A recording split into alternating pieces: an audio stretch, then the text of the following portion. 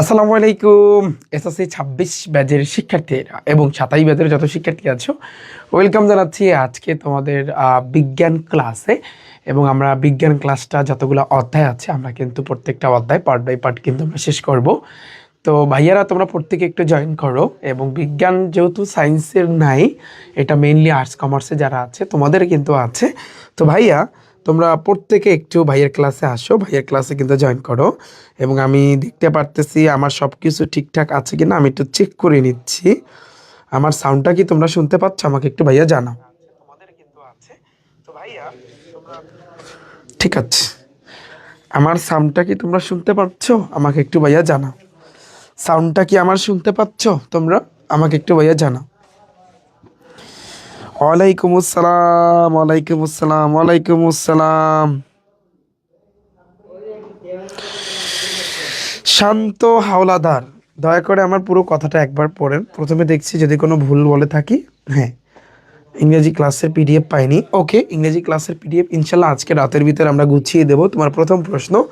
দ্বিতীয় প্রশ্ন, বইটা আমি অনেক আগে অর্ডার করেছি। জি ভাইয়া, আমরা 18 তারিখ থেকে তোমাদেরকে ডেলিভারি দেব। এবং তোমরা, আমি জানি যে তোমরা আসলে তোমাদের টাইম নাই। হ্যাঁ, বইটা তোমরা আসলে আমরা 18 তারিখ থেকে ডেলিভারি দেওয়া শুরু করবো ভাইয়া, টেনশন করার কিছু নাই।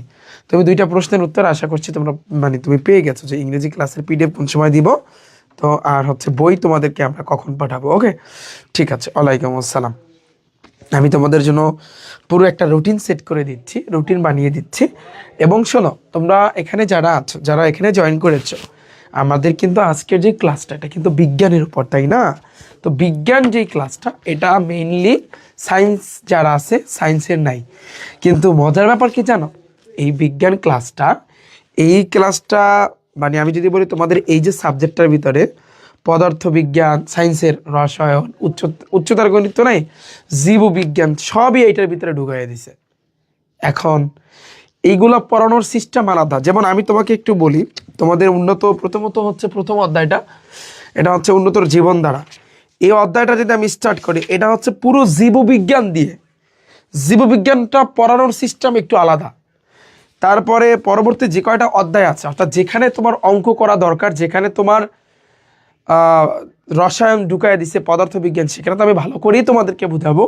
যেখানে জীববিজ্ঞান দিছে, জীববিজ্ঞান জিনিসটা আসলে কি তোমার জীব সম্পর্কে।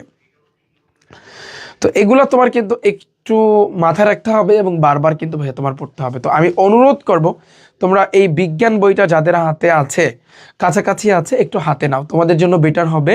আমি তোমাদেরকে এমনভাবে শিখাবো, সব অধ্যায়গুলো না, কয়েকটা অধ্যায়, যেমন প্রথম অধ্যায়, দ্বিতীয় অধ্যায় আমি তোমাদেরকে বই থেকে পড়াবো। তারপরও পরবর্তীতে যে তোমাদের যে অধ্যায়গুলো আছে, ওগুলো আমার নিজের মতো করে তোমাদেরকে বোঝানো লাগবে। কারণ এগুলো একটা অধ্যায়ের সাথে আর একটা অধ্যায়, এখানে কিন্তু সব মিক্স করা, বুঝছো? তো যাই হোক, তোমরা যাতে করে যে এই যে বিজ্ঞান সাবজেক্টে, জি ভাইয়া এটা আর্টসের, যে বিজ্ঞান, বিজ্ঞান ভাইয়া লেখা আছে টাইটেলে, দেখো বিজ্ঞান। তো আমি তাহলে বিজ্ঞানটা স্টার্ট করি এবং আমরা একটু টাইপ ভিত্তিকভাবে করব, যেন একই সাথে তোমাদের হয়ে যায়, একই সাথে যেন ভাইয়া তোমাদের হয়ে যায়। ওকে,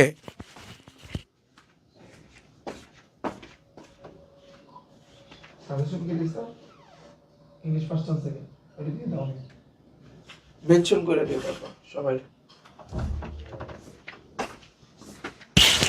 ওকে, রেডি তাহলে ভাইয়া, রেডি। তাহলে তোমরা একটু খেয়াল করো, ভালো করে দেখো। আমি আবারও বলতেছি ভাইয়া, তোমাদেরকে আমি কিন্তু, শোনো আমার কথা, তোমাদেরকে আমি কিন্তু প্রথম অধ্যায়, দ্বিতীয় অধ্যায়টা তোমাদের মেইন বুকে যা দিছে ওই অনুযায়ী কিন্তু আমাদের পড়তে হবে, ওই অনুযায়ী কিন্তু আমি তোমাদেরকে পড়াবো। আমি তোমাদের এই টাইপ ভিত্তিক বা এই টাইপ অনুযায়ী কিন্তু আমি ভাগ করেছি পুরো এই অধ্যায়টাকে।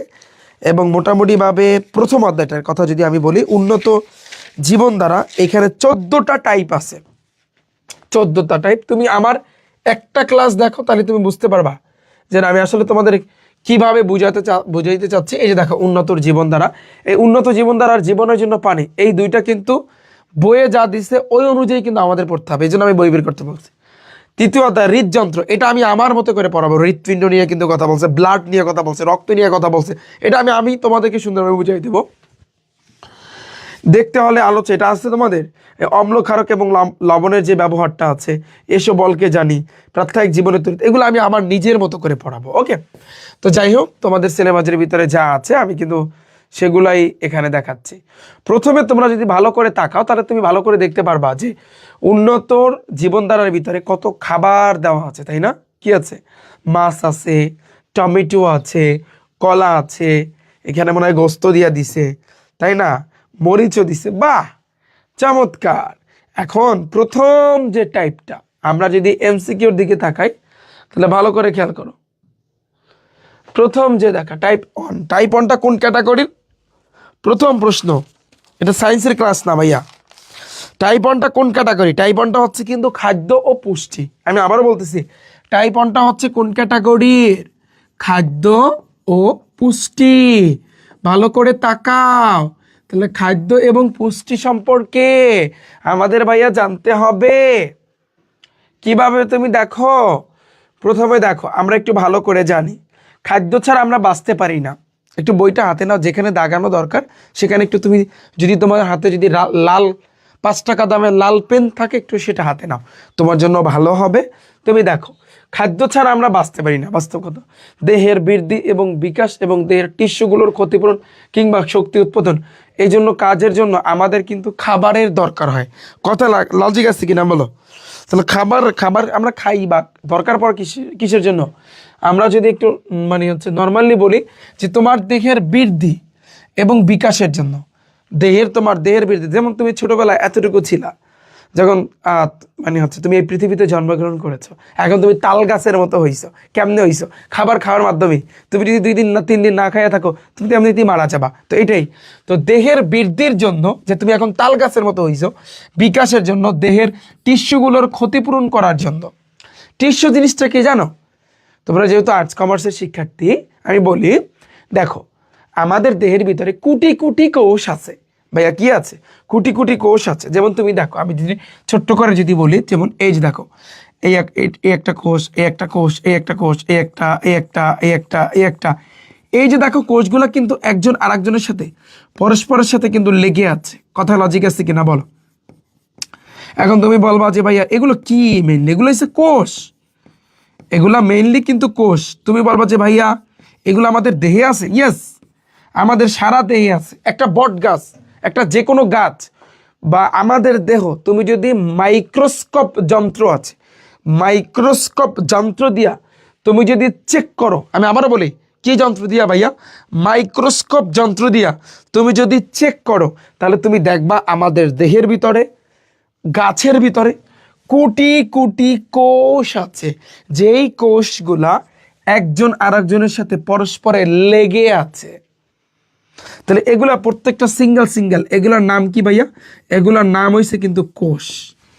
কিন্তু তুমি বলবা ভাইয়া টিস্যু কোনগুলা? টিস্যু হইছে তোমার এই যে দেখো, এই যতগুলা কোষ আছে, এই সবগুলো কোষ মিলে বা কতগুলো কোষ মিলে, সবগুলা মিলে এটাকে আমরা বলতে পারি টিস্যু। বুঝাইতে পারলাম আমি? কোষ এবং টিস্যুর ভিতরে তুমি পার্থক্যটা বুঝতে পারছো? কোষ হচ্ছে কি, তুমি এই যে দেখো সিঙ্গেল যারা আছে রয়েছে কোষ, আর কতগুলো কোষ মিলে কিন্তু হয় টিস্যু। এটা একটা টিস্যু, পুরোটাই একটা টিস্যু। ওকে, তো এটাই কিন্তু আমাদের শরীরের ভিতরে আছে, যে আমাদের দেহের বৃদ্ধি এবং বিকাশের জন্য, এবং দেহের টিস্যুগুলো, আমাদের যে শরীরের ভিতরে যে টিস্যুগুলো আছে, এই টিস্যুগুলার ক্ষতিপূরণ কিংবা শক্তি উৎপাদনে, কারণ আমাদের তো শক্তিরও দরকার আছে, তাই না? তাহলে ক্ষতিপূরণ কিংবা শক্তি উৎপাদনে কাজের জন্য নিয়মিতভাবে আমাদের কিন্তু খাবার খাইতে হয়। বাস্তব কথা, আমাদের স্বাস্থ্য বহুলাংশে নির্ভর করে যে খাদ্য আমরা খাই তার গুণগত মানের উপর, রাইট?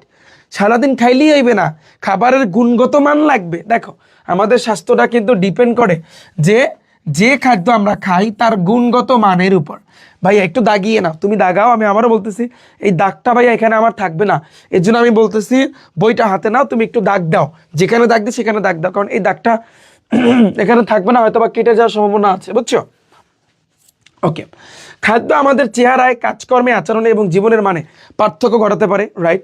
শ্বসন ক্রিয়ার সময় খাদ্যের ভিতরকার রাসায়নিক শক্তি সহ অন্যান্য শক্তি তাপ শক্তিতে রূপান্তরিত। এখন তুমি বলবা যে ভাইয়া এই লাইনটা বুঝি না, এটা খুবই গুরুত্বপূর্ণ। দেখো, শ্বসন ক্রিয়ার সময় খাদ্যের ভিতরকার রাসায়নিক শক্তি, দেখো খাদ্যের ভিতরকার রাসায়নিক শক্তিসমূহ অন্যান্য শক্তি অর্থাৎ তাপ শক্তিতে রূপান্তরিত হয়ে জীবদেহের জৈবিক ক্রিয়াগুলা নিয়ন্ত্রণ করে থাকে। খুবই গুরুত্বপূর্ণ লাইন।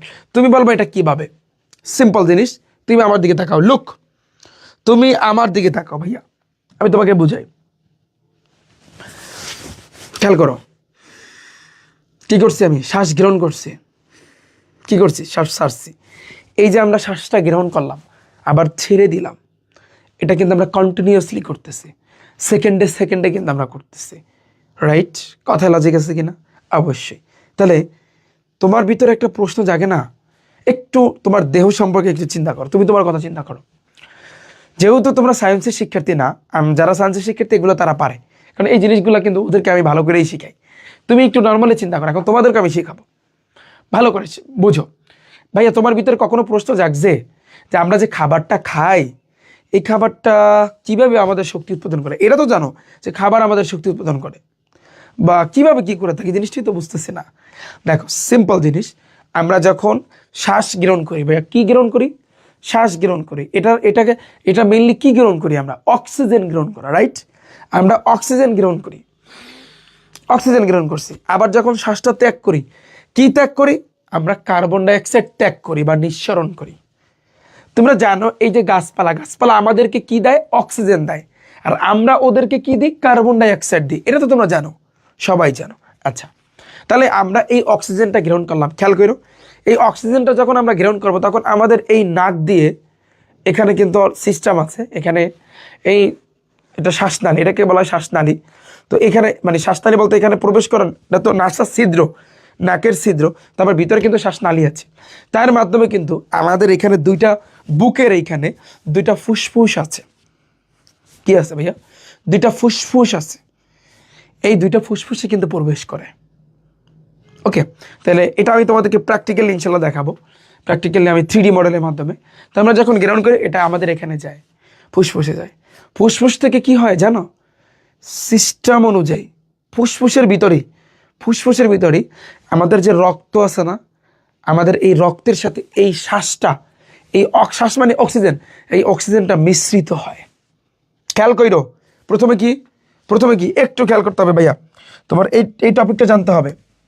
এই টপিকটা ভাইয়া তোমার জানতেই হবে। তুমি দেখো, খেয়াল করো ভাইয়া, আমরা কি করি মেইনলি? আমরা প্রথমে কিন্তু শ্বাস গ্রহণ করি। যখন আমরা শ্বাসটা গ্রহণ করি ভাইয়া, তখন কি হয় বলো? শ্বাস গ্রহণ করার পর সেটা কিন্তু আমাদের যে তোমার হচ্ছে এই যে এটাকে বলে কি ভাইয়া? শ্বাসনালী আছে, বুঝছো? শ্বাসনালী। তো এই শ্বাসনালীর মাধ্যমে এটা কোথায় যায় ভাইয়া বলো তো? এটা কিন্তু আমাদের ফুসফুসে যায়, রাইট? ফুসফুসে যায়। যখন আমাদের ফুসফুসে যায়, এই ফুসফুসে বৈশা এটা কিন্তু রক্তের সাথে মিশে,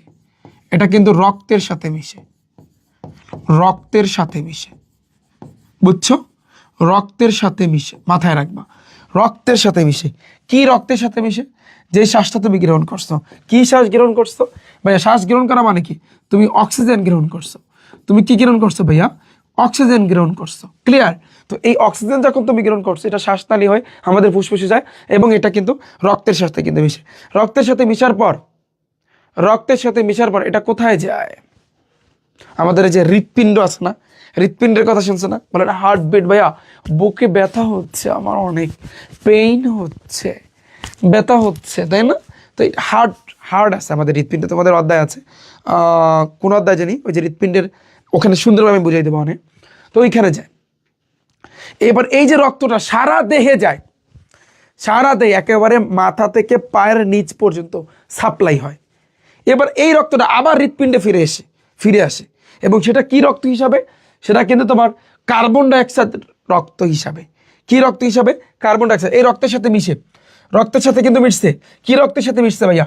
এই অক্সিজেনটা, এই অক্সিজেনযুক্ত রক্ত, এই অক্সিজেনটা ভাইয়া, অক্সিজেন মানে যেটা আমি গ্রহণ করছি, ওটা রক্তের সাথে মিশছে। রক্তের সাথে মিশার পর এটা কিন্তু আমাদের হৃৎপিণ্ডে যায়। এটা কোথায় যায় ভাইয়া? হৃৎপিণ্ডে যায়। হৃৎপিণ্ড থেকে সিস্টেম অনুযায়ী রক্তটা সারা দেহে প্রবাহিত হয়। এরপরে কার্বন ডাইঅক্সাইড যুক্ত যে একটা রক্ত, মানে ওখানে সিস্টেম আছে হৃৎপিণ্ডের, আমি কাজটা শেখাবো না। এরপর সিস্টেম অনুযায়ী কার্বন ডাইঅক্সাইড যুক্ত রক্ত সৃষ্টি হয়, কার্বন ডাইঅক্সাইড সৃষ্টি হয়, সেটা কিন্তু আবার ফুসফুস থেকে আমাদের নাক দিয়ে বের হয়ে যায়। আমি বুঝাইতে পারছি? মনে হয় আমি বুঝাইতে পারি না। বুঝাইতে পারছি আমি? জিনিসটা বোঝো। আমি এই শ্বাস গ্রহণ করলাম, মানে অক্সিজেন আমি নিছি, কোথায় গেছে? ফুসফুসে। ফুসফুস থেকে কোথায়? হৃৎপিণ্ডে, রাইট? এখানে একটা সিস্টেম আছে, এই সিস্টেমটা এখন শেখার দরকার নেই, আপাতত শেখো। সারা দেহ থেকে সারা দেহ সাপ্লাই হয়ে সিস্টেম অনুযায়ী কার্বন ডাইঅক্সাইড রক্ত সৃষ্টি হয়, কার্বন ডাইঅক্সাইড যুক্ত রক্ত। সেটা কিন্তু আবার এই শ্বাসের মাধ্যমে আমরা কিন্তু সেই জিনিসটা বের করে দিই, ঠিক আছে? এই হচ্ছে সিস্টেম। তাহলে তুমি বলো ভাইয়া এটা কেমনে সম্ভব? এটা মাত্র 1 সেকেন্ডে? ইয়েস, 1 সেকেন্ডে সম্ভব। এটাই সৃষ্টিকর্তার সৃষ্টি। তুমি শ্বাস গ্রহণ করছো, ব্লাডের সাথে মিশছে, সেখান থেকে আবার কার্বন ডাইঅক্সাইড সৃষ্টি হয়ে বের হয়ে গেছে। তুমি ভিতরে নিয়েছো অক্সিজেন, বের হয়েছে কিন্তু কার্বন ডাইঅক্সাইড। চিন্তা করতে পারো কত নিখুঁত কাজ, কত নিখুঁত কাজ। চিন্তা করতে পারো, তুমি চিন্তা করতে পারো। এটা আরো অনেক ব্যাখ্যা আছে, এটা এখন শেখার দরকার নাই, আপাতত তুমি এতটুকু মাথায় রাখো। চিন্তা করতে পারো ভাইয়া?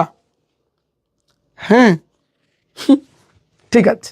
এখন এখন তাহলে এখানে আমি যেটা বলছিলাম, যে কথাটা আসছে, শ্বসন ক্রিয়ার সময় খাদ্যের ভিতরকার, আরেকটা বিষয় তুমি এখন প্রশ্ন করবা যে ভাইয়া শ্বাস তো গ্রহণ করছি, বুঝলাম, এটা আপনি বলছেন এটা সুন্দরভাবে ফুসফুস থেকে হৃৎপিণ্ড হইয়া সারা দেহ সাপ্লাই, আবার ইন্দা কার্বন ডাইঅক্সাইড বের হয়ে যায়, কিন্তু এই জিনিসটা আবার খাবারের ক্ষেত্রে কিভাবে সাহায্য করে? শোনো, এই এই যে তুমি যে শ্বাসটা গ্রহণ করলা, তুমি যে অক্সিজেনটা গ্রহণ করলা, এটা যেভাবে রক্তের সাথে মিশে, ঠিক সেম ভাবে আমরা যে খাবারটা খাই, যাই খাই না কেন, এটাও কিন্তু আমাদের রক্তের সাথে মিশে। বিশ্বাস হয় না? তাহলে রক্তের সাথে যদি নাই মিশতো, তুমি বলো ভাইয়া আমরা যে খাবারটা খাই ওরা তো পাকস্থলীতে যায়, মানলাম, কিন্তু জিনিসটা তো ব্লাডের সাথে মিশে। কেন মিশে? কারণ রক্তের সাথে যদি নাই মিশতো, তাহলে সারা দেহে কীভাবে খাবারের কার্যক্ষমতা বা খাবারের এটা কিভাবে পৌঁছাইতো, কীভাবে পৌঁছায়? এটা রক্তের মাধ্যমে। তো জিনিসটা আমরা একটু শিখি। দেখো, শ্বসন ক্রিয়ার সময় মানে খাদ্যের ভিতরকার রাসায়নিক শক্তি, খাদ্যের মধ্যে কিন্তু তোমার কি আছে? রাসায়নিক শক্তি আছে। খাদ্য এটা কিন্তু তাপ শক্তিতে রূপান্তরিত হয়। কি শক্তিতে রূপান্তরিত হয়? তাপ শক্তিতে রূপান্তরিত হয়। তো রাসায়নিক শক্তিটা তাপ শক্তিতে রূপান্তরিত হয়। রাসায়নিক যে শক্তিটা, এটা কিন্তু তোমার তাপ শক্তিতে রূপান্তরিত হয় এবং জীবদের জৈবিক ক্রিয়াগুলোকে নিয়ন্ত্রণ করে থাকে। এটা মাথায় রাখবা, জীবদের জৈবিক ক্রিয়াগুলোর নিয়ন্ত্রণ করে থাকে। ওকে, তাহলে এখানে একটা কোশ্চেন থাকতে পারে যে আমাদের স্বাস্থ্য কিসের উপর নির্ভর করে? খাদ্যের গুণগত মানের উপর। খাদ্যের গুণগত মানের উপর মাথায় রাখবা। ওকে, আর আরো একটা প্রশ্ন আসতে পারে যে খাদ্যের ভিতরকার রাসায়নিক শক্তি তাপ শক্তিতে রূপান্তরিত হয় কি নিয়ন্ত্রণ করে? জীবদেহের জৈবিক ক্রিয়া নিয়ন্ত্রণ করে থাকে। এবং এটা কিসের মাধ্যমে? এটা শ্বসন ক্রিয়ার মাধ্যমে। এই একটা কোশ্চেন আসবে, এর একটা কোশ্চেন কিন্তু ভাই আসবে। ওকে, বুঝছি। তারপর আসি কিন্তু নেক্সট, প্রত্যেকটা জীব তার পরিবেশ থেকে প্রয়োজন মতো এবং পরিমাণ মতো খাদ্য গ্রহণ করে থাকে। প্রতিটা খাদ্য আসলে এক ধরনের জটিল রাসায়নিক যৌগ, এগুলো পড়ো এমনি, এগুলো ইম্পর্টেন্ট না। তাই প্রতিটা খাদ্যই এক ধরনের জটিল রাসায়নিক যৌগ, এটা খুব ইম্পর্টেন্ট এই লাইনটা। প্রতিটা খাদ্যই কি? প্রতিটা খাদ্যই হচ্ছে জটিল রাসায়নিক যৌগ।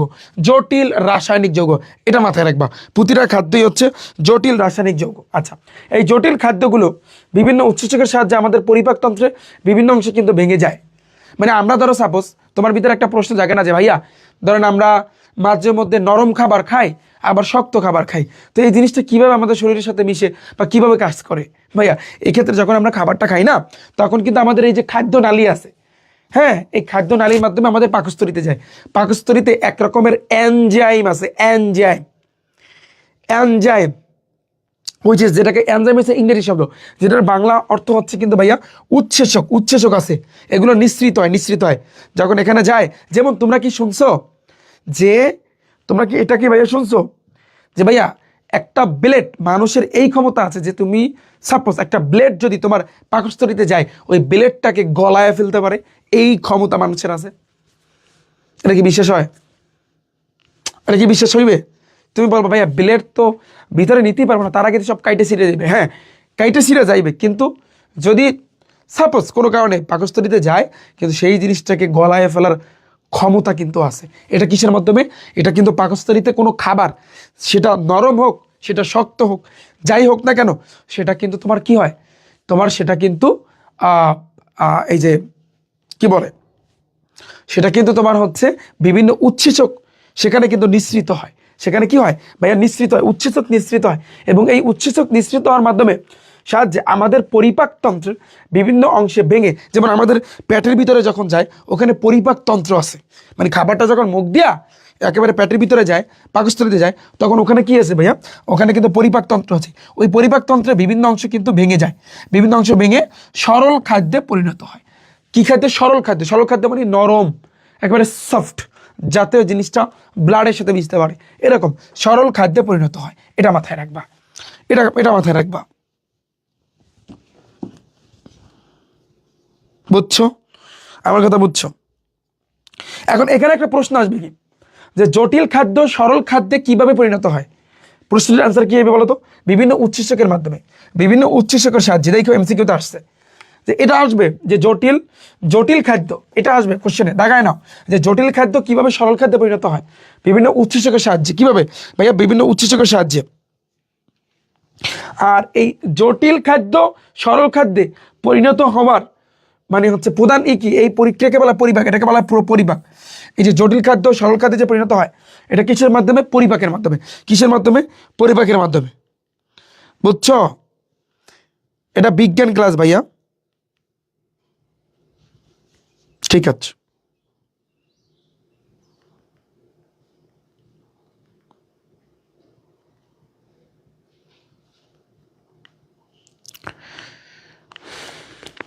ওকে,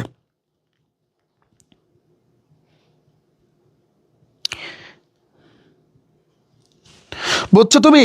তো এই যে বললাম যে ব্লেড কিন্তু মানুষকে পাকস্থলীতে গলিয়ে ফেলতে পারে, এটা মাথায় রাখবা। তো এখানে আমাদের আরো একটা কিন্তু এমসিকিউ ডান। এরপর আসছে কিন্তু নেক্সট, পরিপাক হওয়া খাদ্য শোষিত হয় দেহকোষের প্রোটোপ্লাজমে সংযোজিত হয়। এই যে পরিপাক হওয়া খাদ্য, খেয়াল করো, তার মানে আমি ধরো সাপোজ প্রথমে খাবারটা খাইলাম, খেয়াল করো, প্রথমে আমি খাবারটা খাইলাম, এই খাবারটা খাওয়ার পরে আমাদের পাকস্থলীতে গেল, সেখানে বিভিন্ন রকমের উৎসেচক নিঃসৃত হবে এবং এই জটিল খাদ্যটাকে একটা সরল খাদ্যে পরিণত করবে, এবং এটাকে আমরা বলতে পারি ভাইয়া পরিপাক। আচ্ছা, পরিপাক হইলো, পরিপাক হওয়া খাদ্য, তার মানে এখন আসছে পরিপাক হওয়া খাদ্য শোষিত হয়। দেখো পরিপাক হওয়া খাদ্য কি হয়? শোষিত হয়, দেহকোষের প্রোটোপ্লাজমে সংযোজিত হয়। আমাদের দেহকোষের ভিতরে প্রোটোপ্লাজম আছে, একটু মুখস্থ করো, আমাদের দেহকোষের ভিতরে কি আছে?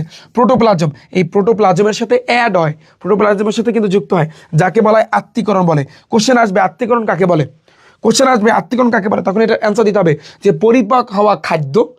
পরিপাক বুঝতে পারছো তো? পরিপাক কি? পরিপাক বুঝতে পারছো যে জটিল খাদ্য সরল খাদ্যে পরিণত হয়েছে কিভাবে?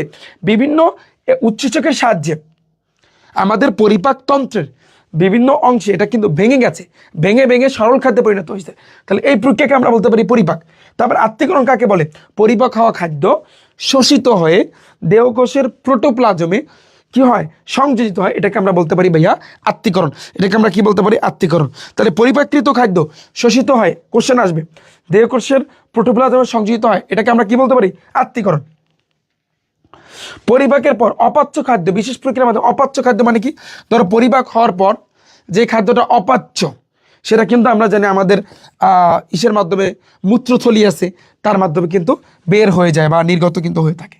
বুঝছো জিনিসটা? এখানে কিন্তু খাবারের প্রক্রিয়াটা কিন্তু বলছে, খাবারের প্রক্রিয়াটা কিন্তু এখানে বলছে। আশা করছি ক্লিয়ার। অসুবিধা আছে?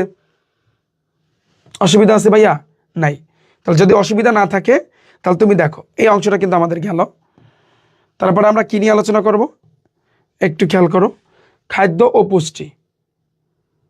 খাদ্য ও পুষ্টি আমরা এটা নিয়ে এখন আলোচনা করব। তাহলে দেখো আমরা আচ্ছা যতটুকু পড়ছি অতটুকু এমসিকিউ আমরা কভার করি। দাঁড়াও, যতটুকু এইমাত্র পড়ছো, রেডি? যতটুকু তুমি এইমাত্র পড়ছো ভাইয়া, এতটুকুর আমি এমসিকিউটা কভার করি। দেখো যে টাইপের খেলাটা একটু দেখো, তুমি দেখে যাও। খাদ্য পুষ্টি না, শুরু করছিলাম। স্বাস্থ্য কিসের উপর নির্ভর করে? এই বলো। খাদ্যের গুণগত মানের উপর। এই দেখো প্রথম লাইনটা আমি দাগায় দিছি, খাদ্যের গুণগত মানের উপর। শেষ? ক্লিয়ার? কথা কেনা ক্লিয়ার? আচ্ছা, নেক্সট। কোন প্রক্রিয়ার সময় খাদ্যস্থ রাসায়নিক শক্তি তাপ শক্তিতে রূপান্তরিত হয়? কোন প্রক্রিয়ায়? আমরা কিন্তু পড়ছি এইমাত্র দ্বিতীয় লাইন, পরের লাইনটা, যে রাসায়নিক শক্তি আমরা যখন খাবারটা খাই, রাসায়নিক শক্তি তাপ শক্তিতে রূপান্তরিত হয়। এটা কিসের মাধ্যমে? শ্বসন ক্রিয়ার মাধ্যমে। খেয়াল করো, দেখো তাকাও লাইনটা লেখা আছে কিনা, দেখো লেখা আছে, গেল। জটিল খাদ্য সরল খাদ্যে পরিণত হয়, এইমাত্র পড়ছি। জটিল খাদ্য সরল খাদ্যে পরিণত হয় কিসের মাধ্যমে? এটাকে বলা হয় পরিপাক। এটা মেইনলি এটাকে আমরা বলতে পারি কিন্তু পরিপাক, মানে সংজ্ঞার ক্ষেত্রে পরিপাক, যে জটিল খাদ্য সরল খাদ্যে পরিণত হওয়াকে বলা হয় পরিপাক। কিন্তু এটা কিসের মাধ্যমে যদি বলে? উৎসেচকের মাধ্যমে। এটা মেইনলি উৎসেচক দ্বারা। কি দ্বারা? উৎসেচক দ্বারা। কি দ্বারা? উৎসেচক দ্বারা। এইমাত্র কিন্তু তুমি পড়ছো। আচ্ছা, জটিল খাদ্য থেকে সরল খাদ্যে পরিণত হওয়ার পর এটাকে আমরা বলতে পারি পরিপাক বলতে পারি। যে জটিল খাদ্য থেকে সরল খাদ্যে পরিণত হওয়াকে বলা হয় পরিপাক বলা হয়। ডান। পরিপাকৃত খাদ্য শোষিত হয় দেহকোষের কোথায় সংযোজিত হয়? প্রোটোপ্লাজমে। এইমাত্র তুমি পড়ছো। ওই পরের লাইন তাকাও, প্রোটোপ্লাজমে। এইমাত্র তোমাকে পড়াইছি, এইমাত্র প্রোটোপ্লাজমে। ডান। হ্যাঁ, এইমাত্র তুমি পড়ছো, পড়তে থাকো। পরিপাকৃত খাদ্য শোষিত হয় প্রোটোপ্লাজমে সংযোজিত বা সংযোজিত হওয়াকে আমরা কি বলতে পারি? এই যে পরিপাকৃত খাদ্য কি বলছে খেয়াল করো। পরিপাকৃত খাদ্য আমরা জানি যে আমরা যখন খাবারটা খাই, খাদ্যনালী হয়ে পাকস্থলীতে যায়, এখানে বিভিন্ন উৎসেচকের মাধ্যমে জটিল খাবারটা নরম হয়ে যায় বা সরল খাদ্যে পরিণত হয়, এটাকে আমরা বলতে পারি পরিপাক। তো এই পরিপাকৃত খাদ্য এর পরবর্তী যে কাজটা করে সেটা হচ্ছে কিন্তু শোষিত হয় এবং প্রোটোপ্লাজমে সংযোজিত হয়, এটাকে আমরা বলতে পারি আত্তীকরণ। এইমাত্র তোমাকে আমি পড়াইছি, এইমাত্র ভাইয়া তোমাকে আমি পড়াইছি। ক্লিয়ার? বুঝছো? ডান। ডান, এই এসে শেষ। এরপর পরটা দেখো, খাদ্য পুষ্টি। আমরা খাদ্য পুষ্টি সম্পর্কে আমরা একটু জানি যে পুষ্টিবিজ্ঞান অনুসারে আমরা যা খাই তার সবই কিন্তু খাদ্য নয়। This the point. আমরা খালি যা খাইতে থাকি সেগুলো কিন্তু খাদ্য নয়।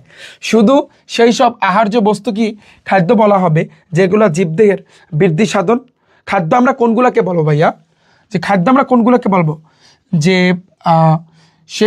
সেই সব আহার্য বস্তুকে খাদ্য বলা যাবে যেগুলো কি জীবদেহের বৃদ্ধি সাধন, শক্তি উৎপাদন, রোগ প্রতিরোধ এবং ক্ষয়পূরণ করে থাকে। এক কথা আমি যদি বলি দেহের পুষ্টি সাধন করে থাকে, এগুলোকে আমরা বলতে পারি তোমার খাদ্য। তাহলে খাদ্য বলায় কোনগুলোকে? যেগুলো জীবদেহের বৃদ্ধি করে থাকে, শক্তি উৎপাদন করে থাকে, রোগ প্রতিরোধ করে থাকে, ক্ষয়পূরণ, মুখস্থ করো, ক্ষয়পূরণ এবং দেহের পুষ্টি সাধন করে থাকে। পুষ্টি হলো কি? পুষ্টি হলো কিন্তু পরিবেশ থেকে প্রয়োজনীয় খাদ্যবস্তু আহরণ করে। পরিবেশ থেকে, এই এনভায়রনমেন্ট থেকে খাদ্যবস্তু, যে পরিবেশ থেকে খাদ্যবস্তু আহরণ করে তা পরিপাক ও শোষণ করা এবং আত্তীকরণ দ্বারা দেহের শক্তির চাহিদা পূরণ, রোগ প্রতিরোধ বৃদ্ধি ও ক্ষয়পূরণ করা, এটাকে আমরা বলতে পারি পুষ্টি। This the point. এটা মুখস্থ রাখবা। পুষ্টি জিনিসটা কি? পুষ্টির কথা তো তোমরা শুনছো। পুষ্টির ইংরেজি হচ্ছে নিউট্রিশন। তো মাথায় রাখবা, পুষ্টি কি? পরিবেশ থেকে, পুরো একটা এনভায়রনমেন্ট, এই পরিবেশ থেকে প্রয়োজনীয় খাদ্যবস্তু কি করে? আহরণ করে। খেয়াল করো। এবং তা পরিপাক ও শোষণ। পরিপাকের জিনিসটা বুঝছো? পরিপাকের জিনিসটা বুঝছো তো? যে আমরা যে খাবারটা খাই ওইটা পাকস্থলীতে যাইয়া যে উৎসেচকতার মাধ্যমে মানে জটিল খাদ্যটা নরম খাদ্যে পরিণত হয়, ওটাকে আমরা বলতে পারি পরিপাক। পরিপাকের পর হয় শোষণ। ওই যে এইমাত্র যে তুমি বললা যে প্রোটোপ্লাজমটা সাথে সংযোগ হয়, এটাকে বলা হয় শোষণ। বুঝছো? তাহলে দেখো যে পরিবেশ থেকে, মুখস্থ করো, যে এই পরিবেশ থেকে প্রয়োজনীয় খাদ্যবস্তু আহরণ করে, সেটা পরিপাক এবং হচ্ছে কিন্তু শোষণ করে এবং আত্তীকরণ দ্বারা দেহের শক্তির চাহিদা পূরণ করে, আমাদের চাহিদা পূরণ করে থাকে। তারপরে রোগ প্রতিরোধ ক্ষমতা বাড়ায়, বৃদ্ধি এবং ক্ষয় পূরণ করে থাকে। এটাকে আমরা বলতে পারি ভাইয়া পুষ্টি। এটাকে আমরা কি বলতে পারি ভাইয়া? পুষ্টি। ক্লিয়ার? বুঝছো তুমি? তো এই পুষ্টির একটা ইংরেজি শব্দ আছে, নাম কি? নিউট্রিশন। কি নাম ভাইয়া? নিউট্রিশন। কি নাম? পুষ্টি, এটার নাম কি? নিউট্রিশন। কি নাম ভাইয়া? নিউট্রিশন। আচ্ছা, অপরদিকে খাদ্যের যেসব জৈব অথবা অজৈব উপাদান জীবের বেঁচে থাকার জন্য দরকারি। অপরদিকে খেয়াল করো, খাদ্যের যেসব জৈব আছে, খাদ্যের ভিতরে জৈব অজৈব উপাদান আছে, হ্যাঁ, তো এগুলো জীবের বেঁচে থাকার জন্য দরকারি শক্তির যোগান দেয়, তাদের একসঙ্গে পরিপোষক বা নিউট্রিয়েন্টস কিন্তু বলে। এগুলোকে আমরা বলতে পারি নিউট্রিয়েন্টস বা পরিপোষক, বাংলায় বলা হয় পরিপোষক বা নিউট্রিয়েন্টস। তাহলে একটা কি? একটা হচ্ছে কিন্তু অর্থাৎ নিউট্রিশন, যেটার বাংলা অর্থ হচ্ছে কিন্তু পুষ্টি, আর একটা হচ্ছে নিউট্রিয়েন্টস, যেটাকে আমরা বলতে পারি পরিপোষক। তো দুইটার সংখ্যা কিন্তু তোমার জানতে হবে যে পুষ্টি কাকে বলে, যেটা আমাদের এই পরিবেশ থেকে প্রয়োজনীয় সব মানে হচ্ছে কিন্তু খাদ্যবস্তু আহরণ করে, তা কিন্তু পরিপাক ও শোষণ করে এবং আত্তীকরণ দ্বারা দেহের চাহিদা পূরণ করে, রোগ প্রতিরোধ করে থাকে, হ্যাঁ, তারপর হচ্ছে কিন্তু বৃদ্ধি এবং ক্ষয় পূরণ করে থাকে। তুমি কি জানো আমাদের দেহের ভিতরে রোগ প্রতিরোধের জন্য মানে হচ্ছে এই যে দেখো, রোগ প্রতিরোধ কথাটা কিন্তু আছে না, রোগ প্রতিরোধ কিন্তু ক্ষমতা আছে। কারণ তুমি একটু নর্মালি গেস করো, আমাদের যখন কোন একটা সাপোজ মাঝে মধ্যে দেখবা যে এমনও কিছু মানুষ আছে যাদের জ্বর আসলে তারা ঔষধ খায় না, তা একদিন দুই দিন পর এমনিতেই কমে যায়, ঔষধের দরকার হয় না। বা একটা ঠান্ডা লাগছে, দূর কিসের ঔষধ খাবো, আবার বেশি ওষুধ খাওয়া ভালো না, কিডনিতে সমস্যা করে। তো এই যে দেখো, এই যে রোগটা সৃষ্টি হয়েছে অটোমেটিকলি সেটা সেরে গেছে, অথবা একদিন সময় লাগছে। তার মানে কি? তার মানে ওর শরীরের ভিতরে রোগ প্রতিরোধের একটা ক্ষমতা আছে। সবার শরীরে কিন্তু এই রোগ প্রতিরোধ ক্ষমতা সমান না। হ্যাঁ, যেমন কারো কারো, যেমন আমার বিশেষ করে যেমন রোগ হইলে ঔষধ বাধ্যতামূলক খাওয়া লাগে বা খাইতে হয়, নাহলে সুস্থ হই না। আবার অনেকে আছে কি যে রোগ হইছে, জ্বর হইছে, তো এটা নর্মাল, তো একদিন দুই দিন পর এটা সুস্থ হয়ে যায়। তো এইরকম সবার শরীরের ভিতরে রোগ প্রতিরোধ ক্ষমতা কিন্তু সমান না। তো এটাই তো পুষ্টি জিনিসটা কি জানো? পুষ্টি জিনিসটা যেটা আমাদের দেহের শক্তির চাহিদাটা পূরণ করবে। এক, রোগ প্রতিরোধ ক্ষমতা, রোগ প্রতিরোধ বৃদ্ধি করবে, আবার ক্ষয়পূরণ করবে। তো এটাকে বলতে পারি আমরা পুষ্টি। আর একটা হচ্ছে কিন্তু পরিপোষক, মানে কি? খাদ্যের মধ্যে জৈব অজৈব উপাদান আছে। জৈব অজৈব সামনে পড়াবো। খাদ্যের ভিতরে জৈব অজৈব উপাদান আছে যেটা জীবে বেঁচে থাকার জন্য দরকারি শক্তির যোগান দেয়। মানে এই খাদ্যের ভিতরে যে জৈব আর অজৈব উপাদানগুলো আছে না, এগুলা কিন্তু আমাদের বেঁচে থাকার জন্য কি করে? শক্তির যোগান দেয়। ওকে, আমরা যদি বেঁচে থাকতে চাই আমাদের শক্তি লাগবে, নাহলে আমরা বেঁচে থাকতে পারবো বা আমরা চলতে পারবো। তো এটাকে আমরা বলতে পারি পরিপোষক বা নিউট্রিয়েন্টস। তো যেমন আছে কি গ্লুকোজ আছে, গ্লুকোজ খাও না, খনিজ লবণ আছে, ভিটামিন আছে, এগুলোকে আমরা বলতে পারি নিউট্রিয়েন্টস। ঠিক আছে, তাহলে জিনিসটা বুঝছো যে পুষ্টি বা নিউট্রিশন আর একটা হচ্ছে তোমার পরিপোষক বা যেটাকে আমরা বলতে পারি নিউট্রিয়েন্টস। এই দুইটার ভিতরে তুমি ডিফারেন্সটা বা পার্থক্যটা ভাইয়া তুমি বুঝতে পারছো? আশা করছি ক্লিয়ার। এখন দেখো, আমরা বলতে পারি যে খাদ্যের কাজ প্রধানত তিনটা। খাদ্যের কাজ কয়টা ভাইয়া? খাদ্যর কাজ মূলত তিনটা। খাদ্যের কাজ কয়টা? তিনটা। কি কি দেখো, একটা হচ্ছে কি, দেখো একটা তোমার কাজ করে কি, একটা হচ্ছে কিন্তু খাবারে মানে দেহে গঠন করে থাকে, আমাদের দেহটাকে বৃদ্ধি করে। দেখো, খাদ্য দেহের গঠন, দেহের বৃদ্ধি সাধন, দেহের ক্ষয়পূরণ, দেহের রক্ষণাবেক্ষণ, এই চারটা কাজ করে থাকে। আবার খাদ্য কী করে থাকে? খাদ্য দেহের কী করে থাকে? তাপ উৎপাদন করে থাকে, কর্মশক্তি কিন্তু বাড়ায়। আবার খাদ্য কী করে থাকে? রোগ প্রতিরোধ করে থাকে, দেহকে সুস্থ রাখে, দেহকে সবল রাখে, তারপর কর্মক্ষম রাখে। তার মানে কি? সব কথার মূল আমাদের দেহটাকে বৃদ্ধি বলো, রোগ প্রতিরোধ বলো, শক্তি বৃদ্ধি, তাপ উৎপাদন করা। যেমন তুমি দেখবা, তুমি শরীরে হাত দিয়ে দেখো বা অন্য আরেকজনের শরীরে হাত দিয়ে দেখো, দেখবা তুমি তাপ অনুভব করবা, বুঝা ওর গায়ে জ্বর আসছে। তার মানে কি? আমাদের শরীরের ভিতরে তাপও থাকে, তাপ উৎপাদন, এটিকে বলা যায় তাপ উৎপাদন করে থাকে। এবার তুমি চিন্তা করো, আমাদের এই যে ক্ষয়পূরণ, যেমন আমার দ্বারা এখান থেকে কাইটে গেল, তো এটা 2 দিন পর দেখবা এটা আস্তে আস্তে আস্তে আস্তে কিন্তু একটা পর্যায়ে 1 সপ্তাহ পর দেখবা একেবারে মিশ হয়ে গেছে। তার মানে কি? এটা ক্ষয়পূরণ কিন্তু করে থাকে। আমাদের দেহটাকে রক্ষণাবেক্ষণ অবশ্যই কিন্তু করে থাকে। তারপর আমাদের দেহ গঠনটা, তুমি বললাম না তুমি ছোটবেলায় এতটুকু ছিলা, এখন তাল গাছের মতো হইছো। কেমনে? খাবার গ্রহণ করার মাধ্যমে। তাহলে তোমার দেহের গঠন গঠিত হয়, তুমি বড় হইছো, বৃদ্ধি সাধন, তোমার দেহের কিন্তু ক্ষয়পূরণ করে থাকে সব কিছু। এটা এক কথায় এক বাক্যে খাদ্য। তার মানে তোমরা যে বলো যে ও জম্মের খাওয়া খায়, তার ও যে খায়, দেখবা যাদের আসলে মুখ চলে বা যারা মোটামুটি খাইতে পারে, দেখবা তাদের আসলে রোগ ওরকম আহামরি তাদের রোগে কিন্তু অ্যাটাক করতে পারে না। কেন জানো? কারণ ওদের রোগ প্রতিরোধ ক্ষমতা বেশি। এটা মেইনলি খাবারের উপর ডিপেন্ড করে, বুঝছো? আবার দেখবা যারা ভালোভাবে খাইতে পারে ওদের শরীরটাও ভালো থাকে। কিন্তু যারা আমরা আছি একবেলা খাই আর একবেলা খাইতে মন চায় না বা ইচ্ছা করে না, তাদের দেখা যায় 2 দিন পর রোগ প্রতিরোধ ক্ষমতা আস্তে আস্তে কমে যায়। তাহলে এই রোগ সেই রোগ, এটা সেটা। তো মূল কথা হয়েছে তোমার খাবার। যারা পারফেক্টলি 3 বেলা খাবারটা খাইতে পারে বা ঠিক আছে আলহামদুলিল্লাহ মুখ চলতেছে বা খাইতে পারে, তাহলে তাদের কিন্তু রোগে ওরকম ভালোভাবে অ্যাটাক করতে পারে না। তো মাথায় রাখবা যে এই জিনিসটা, যে ভাইয়া রোগ যদি তুমি প্রতিরোধ করতে চাও তাহলে তোমার কিন্তু খাবারটা ভালোভাবে খেতে হবে। ওকে, ক্লিয়ার ভাইয়া? তোমাকে আমি বুঝাইতে পারছি? বলো ভাইয়া, তোমাকে আমি বুঝাইতে পারছি? আচ্ছা, এতটুকু গেল। দেখি আমরা এখন এমসিকিউ দেখি। আমি তোমাকে বই দিয়ে বুঝাই দিলাম, কেন বই দিয়ে দাগাই দিছি, বুঝাই দিছি, এগুলো এমসিকিউতে থাকবে, এর বাইরে থাকবে না। দেখো, প্রাণীরা খাদ্যের মাধ্যমে কোনটি গ্রহণ করে থাকে বলতে পারো? প্রাণীরা খাদ্যের মাধ্যমে কোনটি গ্রহণ করে থাকে? আচ্ছা, এটা তো দেওয়া হয় না। প্রাণীরা খাদ্যের মাধ্যমে কোনটি গ্রহণ করে থাকে বলো?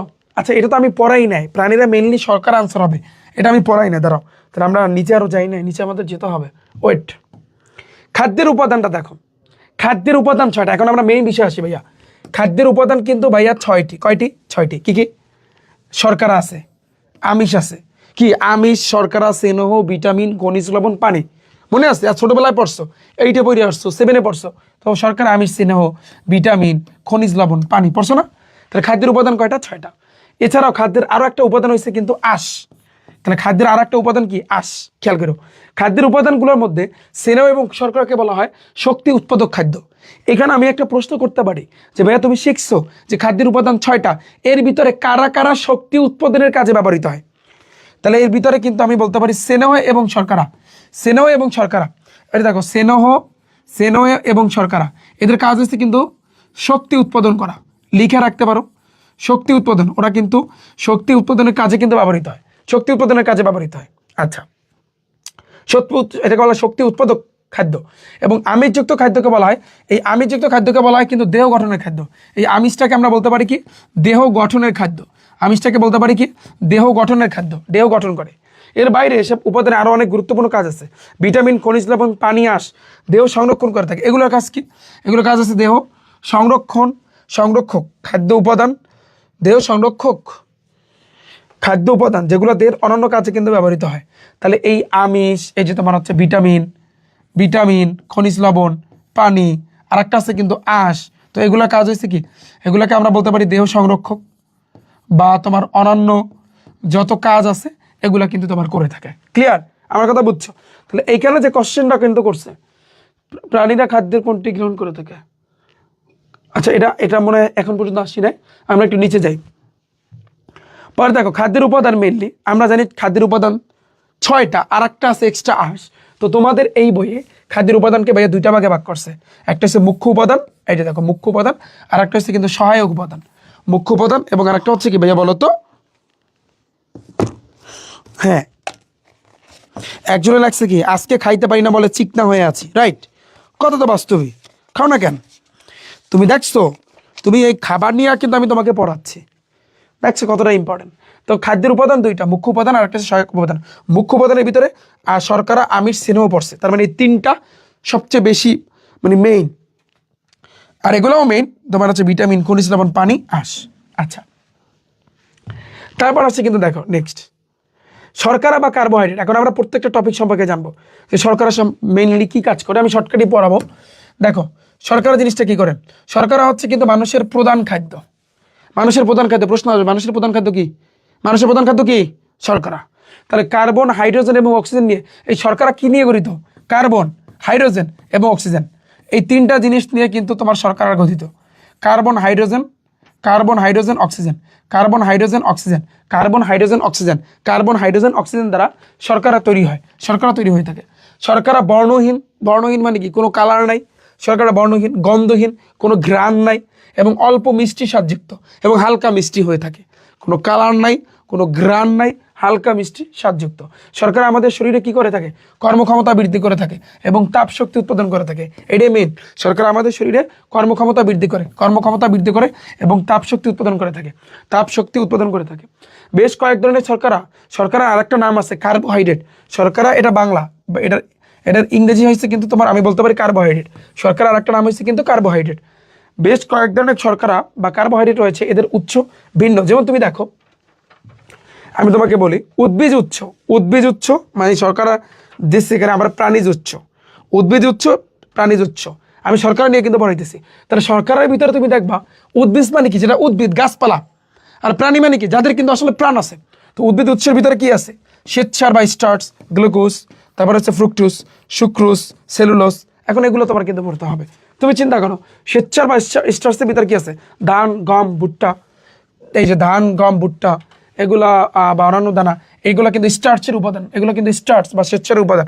এছাড়া আলু আছে, রাঙা আলু আছে, রাঙা আলু, কচুতেও কিন্তু এই শ্বেতসার বা স্টার্চ কিন্তু পাওয়া যায়। তাহলে তুমি চিন্তা করতে পারো, আমরা যে ধান থেকে যে ভাতটা খাই, এই ভাত কি তাহলে শর্করা জাতীয় কিন্তু খাবার।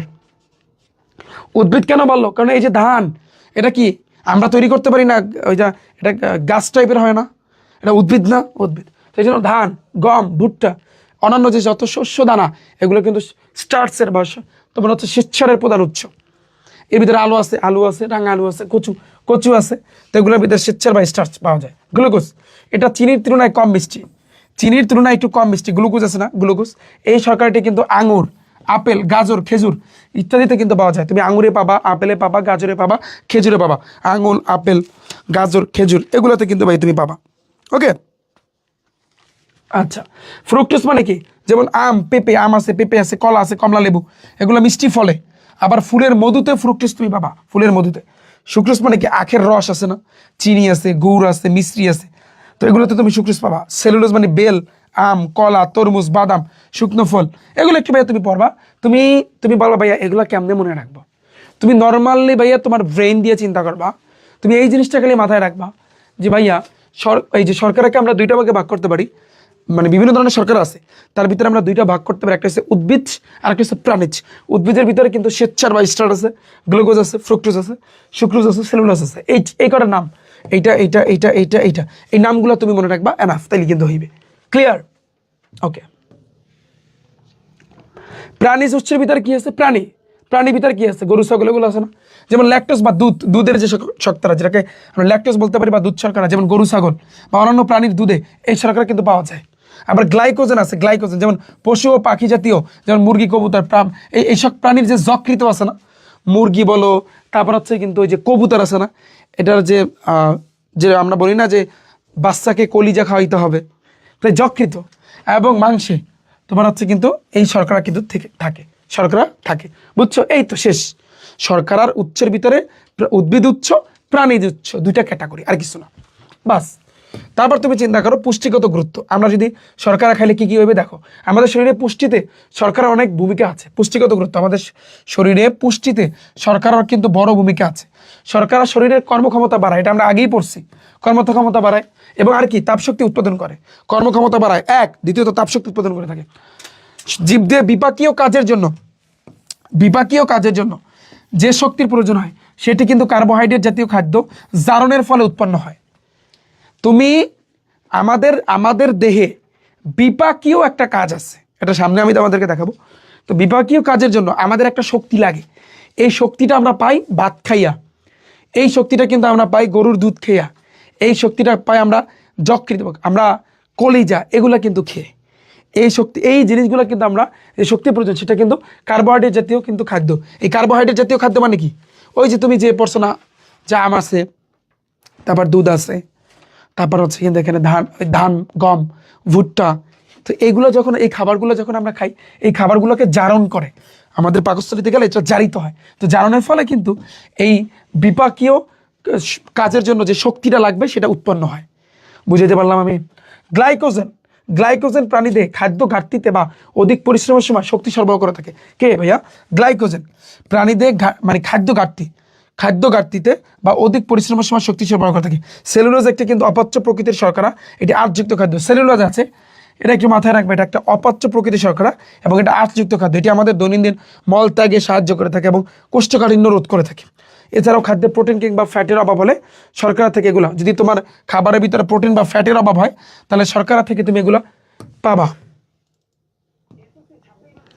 তারপর তুমি দেখো ভাইয়া, শর্করার অভাবজনিত রোগ থেকে রক্ষা করতে পেতে আমাদের প্রতিদিন শর্করাজাত কিন্তু খাবার খেতে হবে। খাদ্য শর্করা পরিমাণ আবার অনেক কিছু কিন্তু বলছে, এটা তুমি পড়তে পারো। আমরা বাতাস থেকে যে অক্সিজেন গ্রহণ করি, এই যে দেখো, আমরা যে বাতাস থেকে অক্সিজেন গ্রহণ করি সেটি ফুসফুসে আমাদের রক্তের সাথে মিশে যায়। এই যে বলছি না, সেটা কিন্তু আমাদের এই যে শ্বাসনালী হয়ে ফুসফুসে যায়, তারপর ব্লাডের সাথে মিশে রক্তের লাল রক্তকোষ এই অক্সিজেন আমাদের শরীরে কোষে কোষে পৌঁছে দেয়, ওই রক্তের সাথে মেশা, তারপর সারা দেহে যায় হৃৎপিণ্ডের মাধ্যমে, সেখানে গ্লুকোজের সাথে বিক্রিয়া করে শক্তি নির্গত করে। এই শক্তির জন্য আমাদের এই যে তোমার এই শর্করা জাতীয় খাবারের প্রয়োজন আছে, এই কথা কিন্তু বলছে। তারপর তুমি দেখো খাদ্যের মধ্যে নিহিত, খেয়াল করো, খাবারের মধ্যে কিন্তু শক্তি আছে। আমরা যে খাবারটা খাই এমনি এমনি খাই না, কারণ ওর মধ্যে শক্তি আছে, ওই শক্তিটা আমরা পাই। তো এই খাদ্যের ভিতরে নিহিত শক্তিকে খাদ্য ক্যালোরি বা কিলো ক্যালোরি হিসেবে মাপা হয়। তুমি খাবারের ভিতরে যে শক্তিটা আছে এই জিনিসটাকে তুমি ভাইয়া মাপতে পারো। কিভাবে মাপতে পারো? এটা খাদ্য ক্যালোরি বা কিলো ক্যালোরি হিসাবে তুমি কিন্তু ভাইয়া মাপতে পারো। ক্যালোরি হচ্ছে কি? শক্তির একটা একক। ক্যালোরি কি ভাইয়া? শক্তির একক। ক্যালোরি কি? শক্তির একক। 1 গ্রাম খাদ্য জারণের ফলে যে পরিমাণ তাপশক্তি উৎপন্ন হয় তাকে খাদ্যের ক্যালোরি বলে। 1 গ্রাম খাদ্য জারণ, 1 গ্রাম খাদ্য জারণের ফলে যে পরিমাণ তাপশক্তি উৎপন্ন হয় 1 গ্রাম খাদ্য জারণের পরে, বিষয়টা বোঝাইতে পারি না। যেমন ধরো সাপোজ তুমি শর্করা যেহেতু কিন্তু খাবারটা খাইলা, তো ধরো 1 গ্রাম ওই খাবারটা কিন্তু জারিত হয়, তো জারণের ফলে যেই পরিমাণ তাপ শক্তি উৎপন্ন হবে এটাকে আমরা বলতে পারি খাদ্যের ক্যালোরি। 1 গ্রাম পানির তাপমাত্রা 1 ডিগ্রি সেলসিয়াস বৃদ্ধি করার জন্য যে শক্তির প্রয়োজন হয় সেই পরিমাণ তাপ শক্তি হচ্ছে 1 ক্যালোরি। বিষয়টা সিম্পল। 1000 ক্যালোরি সমান 1 কিলো ক্যালোরি। 1000 ক্যালোরিতে কি হয় 1 কিলো ক্যালোরি বা 1 খাদ্য ক্যালোরি কিন্তু আমরা বলতে পারি। খাদ্যের ক্যালোরিকে কিলো ক্যালোরি দিয়ে বোঝানো হয় উদাহরণ দেওয়ার জন্য। যেমন শর্করা এবং প্রোটিনের ক্যালোরি প্রায় শর্করা এবং প্রোটিনের ক্যালোরি কত জানো? এটা হচ্ছে কিন্তু 4 কিলো ক্যালোরি। এটা কিন্তু 4 কিলো ক্যালোরি পার গ্রাম। পার গ্রাম, এই যে এটা কিন্তু এই ডাকটা দ্বারা বোঝায় পার গ্রাম মানে কি প্রতি গ্রামে। স্নেহ জাতীয় কিন্তু খাদ্য অর্থাৎ ফ্যাট, এই স্নেহ জাতীয় কিন্তু খাদ্য অর্থাৎ তোমার ফ্যাটের জন্য ক্যালোরি সবচেয়ে কিন্তু বেশি, এর পরিমাণ হচ্ছে কিন্তু 9 কিলো ক্যালোরি। একটা খাদ্যের খাদ্য ক্যালোরি বলতে বোঝায় খাদ্যটি সম্পূর্ণভাবে জানানো হলে কতখানি শক্তি বের হবে সেটা। একজন এখানে সবচেয়ে মেইন যেটা, একজন পূর্ণবয়স্ক পুরুষ মানুষের দৈনিক প্রায় 2500-2500 কিলো ক্যালোরি এবং একজন নারীর 2000 কিলো ক্যালোরি সমপরিমাণ খাবার খাওয়া প্রয়োজন। বুঝছো? তাহলে খাবার খাইলেই হবে না যে বাইরে যাইয়ে তোমার ঝালমুড়ি খাবা, ফুচকা খাবা, ওগুলো খাইলে হবে না। ওগুলো খাইতে তো নিষেধ করছে আরো, বুঝে না? যেটা খাইলে উপকারে আসে। তো আশা করছি তোমরা বুঝছো। এখন তুমি দেখো কিভাবে কি হয়। তুমি খেয়াল করো প্রাণীর খাদ্যে সবচেয়ে কোনটি গ্রহণ করে?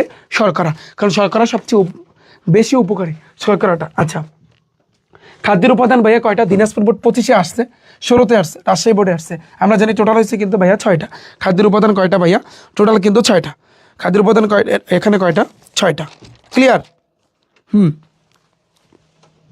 তারপর কোনটি শক্তি উৎপাদনকারী খাদ্য?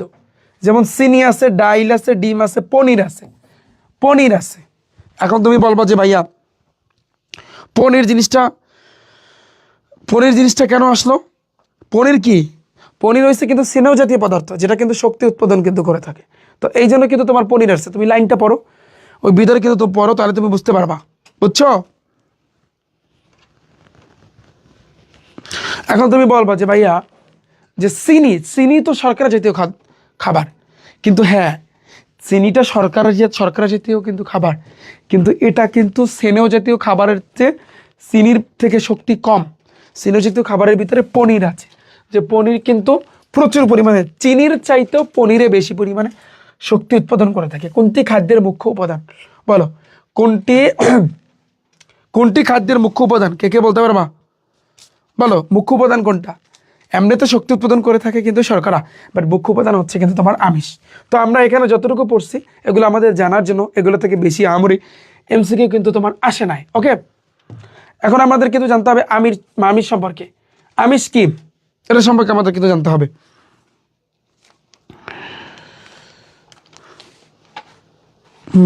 আচ্ছা, এটা আমাদের মেইনলি সবগুলা মিক্স সম্ভবত। কোনটির খাদ্যের মুখ্য উপাদান? মুখ্য উপাদান হচ্ছে কিন্তু তোমার আমিষ। তুমি খেয়াল করো কোনটি খাদ্যের সহায়ক উপাদান?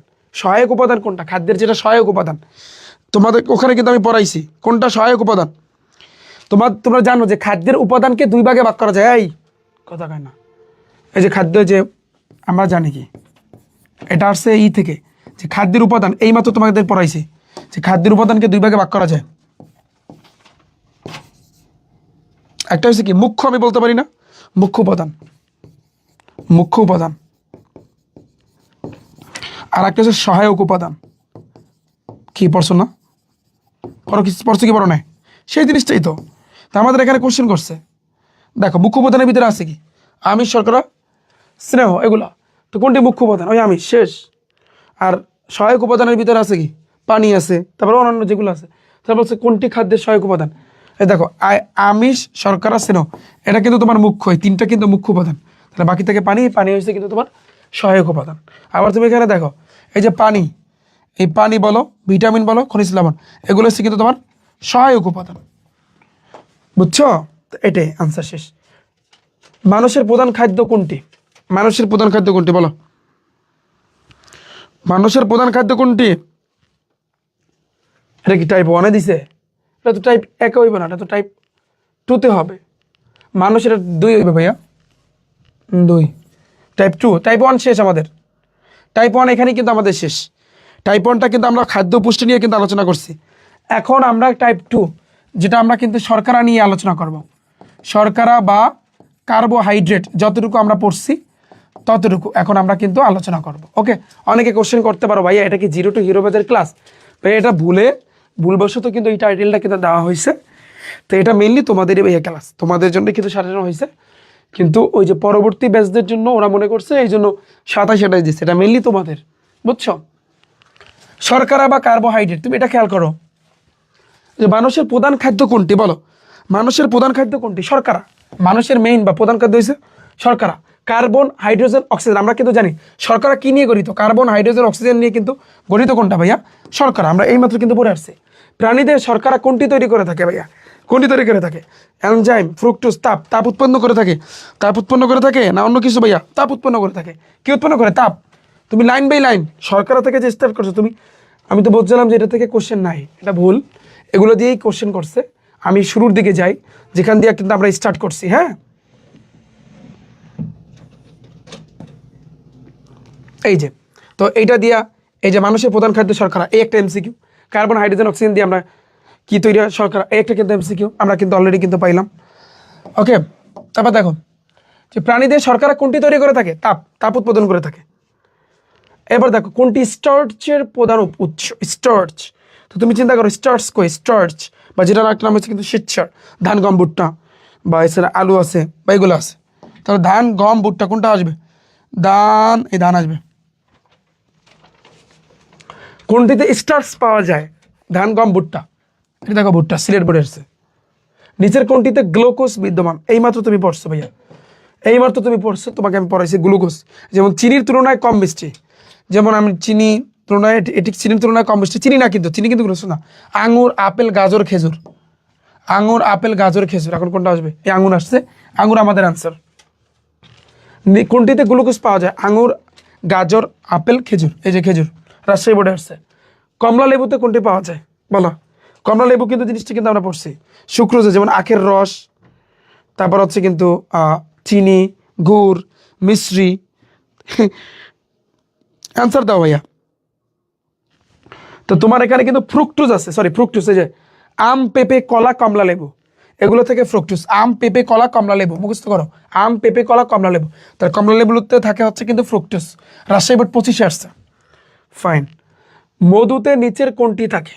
মধুতে, মধুতে কোনটা থাকে? এইমাত্র তুমি কিন্তু পড়ছো যে মধুতে তুমি কোনটা পাবা ভাইয়া বলো তো, বলো। যেমন ফুলের মধুতে ফ্রুকটোজ থাকে, ওই যে দেখো ফুলের মধুতে ফ্রুকটোজ থাকে। ফুলের মধুতে ফ্রুকটোজ থাকে, অর্থাৎ যা পড়াই গেছি সেগুলোই দেখো কতগুলো বোর্ডে আসছে। পরে দেখো সরিষা ফুলের মধুতে কোনটি থাকে? ফ্রুকটোজ থাকে ভাইয়া। কি থাকে? ফ্রুকটোজ থাকে। এইমাত্র তোমাকে আমি পড়াইছি ফ্রুকটোজ থাকে। আচ্ছা, এবার দেখো পরেরটা। পরেরটা দেখো কলায় কোনটি থাকে? কলায়, কলায় কোনটা থাকে? এই যে আম, পেঁপে, কলা, কমলা লেবু, তারপর হচ্ছে কিন্তু মধু, এগুলো হচ্ছে কিন্তু ফ্রুকটোজ, ফ্রুকটোজ থাকে।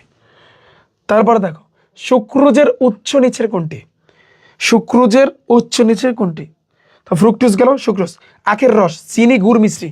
আখের রস, চিনি, গুড়, মিশ্রি। আখের রস, চিনি, গুড়, মিশ্রি। আর কোনটা আসছে? আখ আসছে। আখ, আখ আমাদের আনসার হবে। তারপর দেখো গুড়, গুড় হচ্ছে কিন্তু সুক্রোজ, এটা কিন্তু সুক্রোজ। আখের রস, চিনি, গুড়, মিশ্রি, এগুলো কিন্তু সুক্রোজ। কোনটিতে আখের রস? Sucrose, sucrose. তারপর দেখো কোনটিতে সেলুলোজ থাকে? তো সেলুলোজ তো আমি পড়াইলাম যে বেল, আম, কলা, তরমুজ, বাদাম, শুকনো ফল। বেল, আম, কলা, আবার শাকসবজি আছে। বেল, আম, কলা, এই যে এখানে যে শাকসবজি আছে, শাকসবজি আমাদের আনসার, যেটা কিন্তু সেলুলোজ থাকে। কোনটি সেলুলোজ থাকে? বেল, আম, কলা, আখের রস। আখের রসে কি তুমি কি সেলুলোজ পাবা? এই ভাইয়া বলো। না, আখের রসে তো তুমি পাবা না। না, আখের রসে পাবা না। শুকনো ফল আছে, শুকনো ফলে তুমি পাইতে পারো। তারপর তরমুজে কোনটা থাকে? এইমাত্র পড়ছো তুমি, সেলুলোজ। ঠিক আছে। তারপর গ্লাইকোজেন কি? এই গ্লাইকোজেনটা আসলে কি তুমি চিন্তা করো, এটা উদ্ভিজ্জ। যেমন আমি যদি তোমাদেরকে বলি যে প্রাণীজ উৎসের ভিতরে আছে দুইটা, একটা হচ্ছে কিন্তু ল্যাকটোজ বা দুধ শর্করা, আর একটা হচ্ছে কিন্তু গ্লাইকোজেন। তাহলে এটা একটা প্রাণীজ উৎস। এই যে দেখো, এটা একটা উদ্ভিজ্জ শর্করা না প্রাণীজ শর্করা? প্রাণীজ শর্করা, প্রোটিন না, এটা একটা শর্করা। এটা একটা কি? শর্করা। ওকে, নেক্সট আসি। পশু ও পাখি জাতীয় প্রাণীতে কোন শর্করা কিন্তু উপস্থিত থাকে? কোন শর্করা উপস্থিত থাকে পশু ও পাখি জাতীয় প্রাণীতে? গ্লাইকোজেন থাকে। যেমন এইখানে তুমি দেখো যে গ্লাইকোজেন আছে পশু ও পাখি জাতীয়, তাহলে গ্লাইকোজেন আছে, গ্লাইকোজেন। তো গ্লাইকোজেন। তারপরে দেখো পরেরটা, কোন জাতীয় খাদ্য কিন্তু আঁশযুক্ত? সেলুলোজটা না, স্টার্চ হবে, কোনটা হবে ভাই বলো তো? কোন জাতীয় কিন্তু খাদ্য আঁশযুক্ত? বলতে পারো? সেলুলোজ হবে, এটা সেলুলোজ হবে, সেলুলোজ। সেলুলোজ কোনটি কোষ্ঠকাঠিন্য দূর করে? সেলুলোজটা কিন্তু দূর করে। আমরা এটা পড়ছি, আমরা যদি একটু নিচের দিকে যাই তাহলে আমরা এইখানে কিন্তু আমরা পড়ছি, এখানে এই যে সেলুলোজ কিন্তু একটা আঁশযুক্ত কিন্তু খাবার। তারপর এটা কিন্তু তোমার কোষ্ঠকাঠিন্য কিন্তু দূর করে থাকে, এই যে কোষ্ঠকাঠিন্য দূর করে থাকে। তো এটা মাথায় রাখতে হবে, বুঝছো? এই জিনিসটা একটু মাথায় রাখবা। দেখো যা পড়ছো, যা পড়াইছি সেগুলাই কিন্তু এখানে কমন। তারপর দেখো পরেরটা বলছে কি, অতিরিক্ত শর্করা দেহে কিরকম মানে কি রূপে জমা হয়? মানে যেটা অতিরিক্ত শর্করা ওটা কি রূপে জমা হয়? এটা কিন্তু একটা ভুঁড়ি টাইপের মেদ রূপে, যেটাকে আমরা বলতে পারি, একটু পর বা ওইখানে আছে, মেদ রূপে জমা হয়। খাদ্যের তাপশক্তি মাপার এককে আমরা কি বলতে পারি ভাইয়া বলো তো? এটাকে আমরা কি বলতে পারি? খাদ্যের তাপশক্তি যেটা মাপা, এটা হচ্ছে ক্যালোরি। ময়মনসিংহ বোর্ড 24 আসছে ক্যালোরি। 1 কিলো ক্যালোরি সমান সমান কত? 1000 ক্যালোরি। 1000 ক্যালোরি, বুঝছো? 1000 ক্যালোরি, 1000 ক্যালোরি, এই যে 1000 ক্যালোরি। কিলো মানে কি? 1000 বোঝায়। প্রতি গ্রাম শর্করা জারণে কি পরিমাণ শক্তি উৎপন্ন হয়? প্রতি গ্রাম শর্করা জারণে, তোমাদের বই আছে, তোমাকে আমি দাগাইয়া দিছি, 4 কিলো ক্যালোরি। কি ভাইয়া? 4 কিলো ক্যালোরি। ফ্যাটে ক্যালোরির পরিমাণটা, ফ্যাটে থাকে তো মনে হয় 9 কিলো ক্যালোরি পার গ্রাম, 9 কিলো ক্যালোরি পার গ্রাম। ক্লিয়ার? শেষ আমাদের টাইপ 2 ডান। তারপর আসছে কিন্তু টাইপ 3। তাহলে টাইপ 2টা কোন ক্যাটাগরি? কার্বোহাইড্রেট বা শর্করা। যা পড়াইছি বই থেকে, যা দাগাই দিছি সেগুলো এমসিকিউ তো হুবাহু কমান। এবার দেখো ভাইয়া, আমিষ বা প্রোটিন। 3 নাম্বার টাইপটা হয়েছে, কিন্তু আমরা এখন আমিষ সম্পর্কে পড়বো। আমিষ বা প্রোটিন সম্পর্কে আমাদের পড়তে হবে, বুঝছো ভাইয়া? এইভাবে তোমার পড়তে হবে।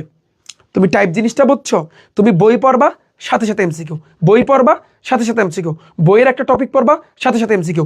এভাবে যদি তুমি পড়ো তাহলে তোমার কয়বার পড়া হচ্ছে? আমি তোমাকে একটু সিম্পলি বুঝাই। তোমার ব্রেইন আছে, আল্লাহ তাআলা তোমাকে ব্রেইন দিছে। তুমি চিন্তা করো যে ভাইয়া, রিফাত ভাইয়া এখন তোমাকে পড়াচ্ছে এবং বলতেছে বইটা দাগাও এবং মনে মনে পড়ো, বলছি না আমি? তার মানে তুমি বই পড়লা, যতটুকু পড়লা, যেমন তুমি সরকারটা পড়লা, যতটুকুই তুমি পড়ছো, অথবা কঠিন লাগছে, সাথে সাথে তোমার এমসিকিউ সলভ হয়ে গেছে। এইভাবে এভাবে তুমি আমার কাছ থেকে একবার পড়লা, সেকেন্ড টাইম তুমি এভাবে পড়বা না, ওই যে বই টপিক পড়বা সাথে সাথে এমসিকিউ, তাহলে এই গেল দুইবার পড়লা। তৃতীয়বার যখন তুমি রিভাইজ দিবা, তোমার দ্বারা সব কিছু ইজি লাগবে। তুমি যে এখন বলতেছো ভাইয়া এই আম খেজুর এই কত কিছু দিছে, কোনটা কোনটা রইবে বুঝতেছি না বা মনে থাকবে না, কেমনে মুখস্থ করবো? আমি যেভাবে পড়াই আমার সাথে এখন তুমি পড়ো, ভয় পাবা না। ভয় পাইলে আর মুখস্থ হবে না। আমার সাথে একবার পড়ো, তারপর সেকেন্ড টাইম তো তুমি আবার একবার পড়বাই, অটোমেটিকলি তখন মুখস্থ হয়ে যাবে। তোমার টাইপ ভিত্তিক এমসিকিউ আমি এভাবেই পড়াই ভাইয়া। আমি টাইপ ভিত্তিক এমসিকিউগুলো এভাবেই পড়াই। তোমার 1 নাম্বার প্রথম অধ্যায় আর দ্বিতীয় অধ্যায়, যেটা বইয়ের লগে সম্পূর্ণ কানেক্টেড, বই ছাড়া তুমি কিচ্ছু পারবা না। তো এই জন্য বইও পড়াচ্ছি, টপিক সাথে সাথে এমসিকিউ, বই সাথে সাথে এমসিকিউ। দেখছো, এটা হচ্ছে টাইপের খেলা। এইভাবে আমি কিন্তু প্রত্যেকটা চ্যাপ্টার তোমাদেরকে ভাগ ভাগ করে দিছি, যাতে করে তোমার পুরো জিনিসটা সুন্দর হয়, বুঝছো? এভাবে তোমার বিজ্ঞানটা পড়তে হবে, বিজ্ঞানটা এভাবেই বইয়া পড়তে হবে। টাইপ নাম্বার 3 আসে, আমিষ নিয়ে কিন্তু কথা বলছে। ওকে, আমিষ।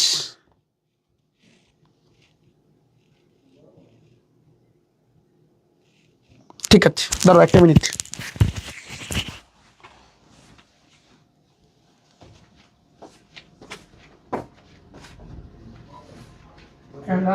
পানি দাও।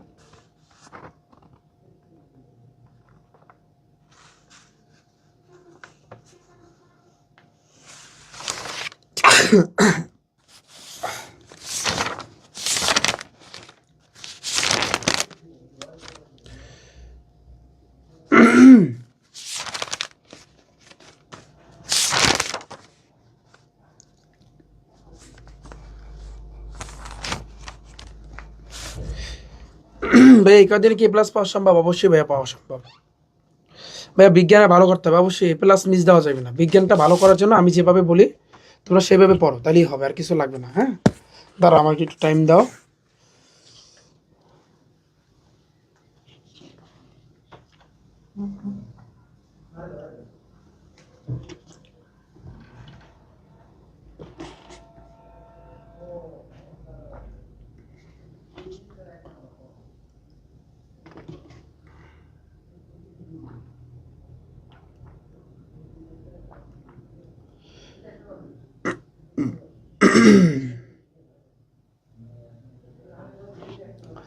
হ্যাঁ, এটা কি সায়েন্সের ক্লাস? এটা তো আর্টসের ক্লাস, বিজ্ঞান সাবজেক্টের ক্লাস, এটা তো সায়েন্সের না, বুঝো না? ঠিক আছে,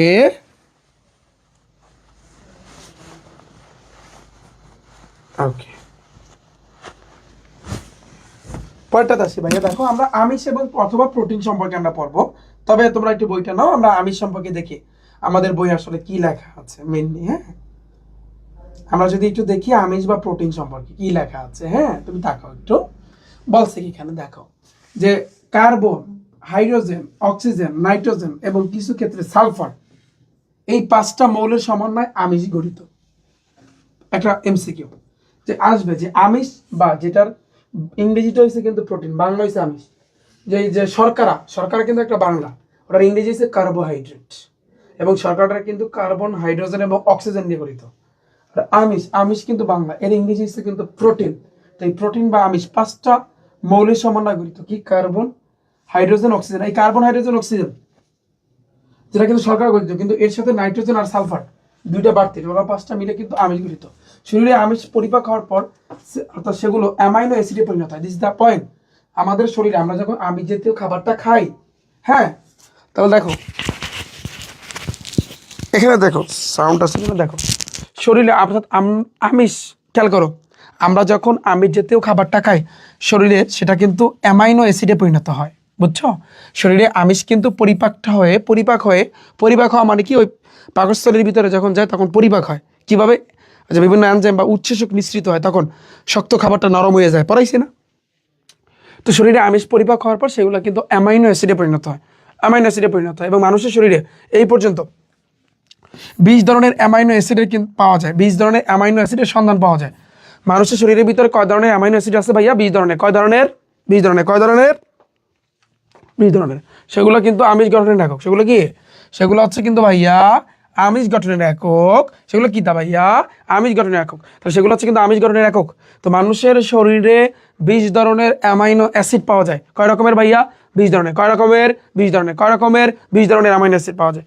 তো সেগুলো হচ্ছে কিন্তু আমিষ গঠনের একক। আমিষ গঠনের একক। এখন কোশ্চেন থাকতে পারে, আমিষ গঠনের একক কি ভাইয়া? Amino acid. আমিষ গঠনের একক কি? Amino acid, amino acid, amino acid. Clear? Amino acid, amino acid মুখস্থ করো। এই তোমরা তোমরা শুধুমাত্র বসে বসে কমেন্ট করবে এরকমটা না, তোমাদের পড়তে হবে, মনে মনে পড়বা। উৎস দিয়ে বিবেচনা করা হলে, কি দিয়ে ভাইয়া? উৎস দিয়ে বিবেচনা করা হলে আমিষ কয় প্রকার? 2 প্রকার। কয় প্রকার? 2 প্রকার। একটা হচ্ছে প্রাণীজ আমিষ, আর একটা হচ্ছে উদ্ভিজ্জ আমিষ। প্রাণীজ আমিষ, উদ্ভিজ্জ আমিষ, প্রাণীজ আমিষ, উদ্ভিজ্জ আমিষ, প্রাণীজ আমিষ, উদ্ভিজ্জ আমিষ। ওকে, প্রাণী থেকে যে আমিষ পাওয়া যায়, খেয়াল করো, প্রাণী থেকে যে আমিষ পাওয়া যায় তা হচ্ছে প্রাণীজ আমিষ। প্রাণী থেকে যে আমিষটা তুমি পাবা হচ্ছে প্রাণীজ আমিষ। প্রাণী থেকে যে আমিষটা পাবা প্রাণীজ আমিষ। মাছ, মাংস, ডিম, দুধ, ছানা, পনির, এগুলো কিন্তু প্রাণীজ আমিষ। প্রাণীজ আমিষের ভিতরে কি আছে? মাছ, মাংস, ডিম, দুধ, ছানা, পনির, এগুলো কি প্রাণীজ আমিষ। তাহলে উৎস দিয়ে বিবেচনা করলে আমিষ কয় প্রকার? 2 প্রকার। একটা হচ্ছে প্রাণীজ আর একটা হচ্ছে উদ্ভিজ। যেমন যে শর্করাও 2 ধরনের, যেমন একটা হচ্ছে উদ্ভিজ্জ আর একটা হচ্ছে প্রাণীজ, মনে আছে? ঠিক সেম ভাবে আমিষও 2 রকমের, প্রাণীজ, উদ্ভিজ, প্রাণীজ, উদ্ভিজ। তো প্রাণী থেকে যেটা পাবা সেটা হচ্ছে প্রাণীজ আমিষ। যেমন প্রাণীর ভিতরে মাছ আছে, মাংস আছে, ডিম আছে, দুধ আছে, ছানা আছে, পনির, এগুলো কিন্তু প্রাণীজ আমিষ। আর উদ্ভিদ থেকে যে আমিষ পাওয়া যায় এটা হচ্ছে উদ্ভিজ আমিষ। যেমন ডাল, সিমের বিচি, মটরশুঁটি, বাদাম। ডাল, সিমের বিচি, মটরশুঁটি, বাদাম, এগুলো হচ্ছে কিন্তু উদ্ভিজ্জ আমিষ। পরো, ডাল, সিমের বিচি, মটরশুঁটি, বাদাম। ডাল, সিমের বিচি, মটরশুঁটি, বাদাম, এগুলো হচ্ছে কিন্তু উদ্ভিজ্জ আমিষের উৎস। ওকে, তো আমরা জানি আমিষের ভিতরে অ্যামাইনো অ্যাসিড আছে 20 ধরনের। এটা কিন্তু আমরা জানি যে আমিষের ভিতরে অ্যামাইনো অ্যাসিড আছে কয় রকমের? 20 ধরনের। তাহলে তুমি দেখো যে 20টি অ্যামাইনো অ্যাসিডের মধ্যে, তুমি খেয়াল করো, 20টা অ্যামাইনো অ্যাসিডের মধ্যে 9টা অ্যামাইনো অ্যাসিডকে আমরা কি বলতে পারি? অপরিহার্য অ্যামাইনো অ্যাসিড কিন্তু বলা হয়। তাহলে এভাবে কোশ্চেন আসবে যে আমিষের ভিতরে টোটাল 20 ধরনের অ্যামাইনো অ্যাসিড আছে। তো এই 20 ধরনের অ্যামাইনো অ্যাসিডের ভিতরে মানে নয়টা অ্যামাইনো অ্যাসিডকে কি বলতে পারি? অপরিহার্য অ্যামাইনো অ্যাসিড। কি বলতে পারি ভাইয়া? অপরিহার্য অ্যামাইনো অ্যাসিড। কি বলতে পারি ভাইয়া? অপরিহার্য অ্যামাইনো অ্যাসিড। এখন এই 9টা অ্যামাইনো অ্যাসিডকে কি? লাইসিন, ট্রিপ্টোফ্যান, একটু পড়ো, lysine, tryptophan, methionine, valine, leucine, isoleucine, histidine, phenyl alanine, আবার থ্রিওনাইন। এখন তোমার কাছে পড়তে কষ্ট হবে, তুমি বলবো যে ভাইয়া এগুলো পারতেছি না বা পড়তে অনেক কষ্ট হচ্ছে, তাই না? তো সেক্ষেত্রে আমি বলবো যে ভাইয়া তুমি একটু কষ্ট হবে, জাস্ট এমসিকিউর জন্য তুমি একটু পড়ো। তো এই অ্যামাইনো অ্যাসিডগুলো ছাড়া অন্য সবগুলো অ্যামাইনো অ্যাসিড আমাদের শরীরে সংশ্লেষ করতে পারে। এগুলো ছাড়া বাকি যত অ্যামাইনো অ্যাসিড আছে, যেমন 20 ধরনের ভিতরে 9 ধরনের এই অ্যামাইনো অ্যাসিডগুলো বাকি যতগুলো আছে সেগুলো কিন্তু আমাদের শরীরে সংশ্লেষ করতে পারে। প্রাণীজ প্রোটিনে এই অপরিহার্য অ্যামাইনো অ্যাসিডগুলো বেশি থাকে বলে এর পুষ্টিমূল্য কিন্তু বেশি। প্রাণীজ প্রোটিনে কিন্তু এগুলো বেশি থাকে। আচ্ছা, তারপর আসছে কিন্তু নেক্সট উদ্ভিজ্জ খাদ্যের ভিতরে। তুমি দেখো উদ্ভিজ্জ খাদ্যের ভিতরে কি আছে? ডাল আছে, ডাল, সয়াবিন, মটরশুঁটি বীজ, ভুট্টার মধ্যে পুষ্টিমূল্য সবচেয়ে বেশি এবং প্রোটিন কিন্তু পাওয়া যায়। উদ্ভিদ খাদ্যের ভিতরে ডাল, সয়াবিন, মটরশুঁটি এবং ভুট্টা, এর ভিতরে পুষ্টি মূল্য সবচেয়ে বেশি, ঠিক আছে? এবং এমন প্রোটিন কিন্তু পাওয়া যায়। অন্যান্য উদ্ভিদ খাদ্য অপরিহার্য অ্যামাইনো অ্যাসিড থাকে না বলে এদের পুষ্টি মূল্য কিন্তু কম। তাহলে প্রাণীদের গঠনে প্রোটিন অপরিহার্য। প্রাণীদের গঠনে কোনটা অপরিহার্য? প্রোটিন ভাইয়া, প্রোটিন অপরিহার্য। দেহকোষের বেশিরভাগই কিন্তু প্রোটিন দিয়ে তৈরি। দেহকোষের বেশিরভাগ কি দিয়ে তৈরি? প্রোটিন দিয়ে তৈরি। দেহের হাড় বলো, আমাদের শরীরের যে হাড় আছে না, তো আমাদের শরীরে হাড়, তারপর হচ্ছে কিন্তু পেশি আছে, উইচ ইজ মাসল, বলো না অনেকে বাহু বলি, আমার তো নাই, আমি তোমাদেরকে দেখাবো, নাই। তা যাই হোক, তো দেহের হাড়, পেশি, লোম, পাখির পালক আছে না, পাখির পালক, নখ, পশুর শিং, এগুলো সবই প্রোটিন দিয়ে তৈরি। আমাদের দেহটা গঠন করার জন্য প্রোটিন লাগবে ভাইয়া। তো এই দেহকোষের বেশিরভাগই কিন্তু প্রোটিন। তো এখন প্রোটিন আমাদের আসলে কোথায় আছে? যেমন আমাদের হাড়, আমাদের পেশিতে, আমাদের লোম, পাখির পালক, নখ, পশুর শিং, এগুলোতে প্রোটিন দিয়ে তৈরি। প্রাণীদের শুষ্ক ওজনের প্রায় 50% হচ্ছে কিন্তু প্রোটিন। একটা প্রাণী দেহের শুষ্ক যে ওজন আছে না, ওজন মানে আমাদের দেহের যে ওজনের 50%ই হয়েছে প্রোটিন। আমাদের দেহের ওজনের 50%, 50%ই হচ্ছে কিন্তু ভাইয়া হ্যাঁ প্রোটিন। 50%ই হচ্ছে কিন্তু ভাইয়া তোমার প্রোটিন, 50%ই হচ্ছে কিন্তু প্রোটিন। ওকে, তো একটু মাথায় রাখবো বাস। আমরা কিন্তু আমিষ সম্পর্কে পড়েছি। এখন তাহলে আমরা যতটুকু পড়েছি সেটা নিয়ে কিন্তু আমরা এখন এমসিকিউগুলো দেখবো যে আসলে আদৌ আমরা যতটুকু পড়ছি তার ভিতর থেকে আসছে কিনা। ওকে, আচ্ছা তাহলে খেয়াল করো। প্রথম প্রশ্ন, আমিষের মৌলিক উপাদান কয়টা ভাইয়া? 5টা। যেমন কি কি? যেমন ওই কার্বোহাইড্রেট, কার্বন, হাইড্রোজেন, অক্সিজেন। ওই কার্বন, হাইড্রোজেন, অক্সিজেন তো আছেই, আরও 2টা আসবে, কার্বন, হাইড্রোজেন, অক্সিজেন ও নাইট্রোজেন। না, কার্বন, বুঝলাম না, 5টা আসবে না ভাইয়া? এখানে কয়টা দিছে?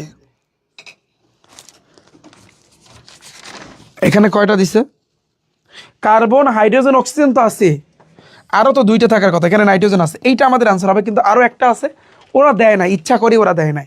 ঠিক আছে, আমরা জানি, আমরা পড়ছি যে আমিষের ভিতরে মেইনলি 5টা মৌলিক মানে হচ্ছে মৌলের সমন্বয়ে আমিষটা গঠিত। কার্বন, হাইড্রোজেন, অক্সিজেন, নাইট্রোজেন আর সালফার আছে। ক্লিয়ার? এটা একটু মাথায় রাখবা। নেক্সট আসি পরেরটা বলছে আমিষ দেহে পরিপাক হওয়ার পর কিসে পরিণত হয়? আমিষটা আমাদের দেহে পরিপাক হয়ে অ্যামাইনো অ্যাসিডে পরিণত হয়। অ্যামাইনো অ্যাসিডে এইমাত্র কিন্তু আমরা পড়ছি। আচ্ছা, রক্ত রসে খাদ্যসার হিসাবে উপস্থিত থাকে কোনটি? রক্তরসে খাদ্যসার হিসাবে এটা কিন্তু অবশ্যই অ্যামাইনো অ্যাসিড বা অ্যামিনো অ্যাসিড কিন্তু তুমি বলতে পারো। অ্যামিনো অ্যাসিড এইমাত্র তুমি কিন্তু ভাইয়া পড়ে আসছো। তারপর দেখো পরেরটা, মানবদেহে কয় ধরনের অ্যামাইনো অ্যাসিড আছে? 20 ধরনের। বরিশাল বোর্ডে আসছে, দেখো দিনাজপুর বোর্ডে আসছে, 20 ধরনের। আচ্ছা, আমিষ গঠনের একক কোনটি ভাইয়া? Amino acid. আমিষ গঠনের একক হয়েছে অ্যামাইনো অ্যাসিড, এইমাত্র তোমরা পড়ছো অ্যামাইনো অ্যাসিড। আচ্ছা, এবার দেখো কোনটি আমিষের উৎস? বেল, বাদাম, আপেল, গাজর, বলো কোনটা আমিষের উৎস? আমরা জানি আমিষকে মেইনলি তুমি 2 ভাবে ভাগ করতে পারো বা 2 প্রকার, ঠিক আছে?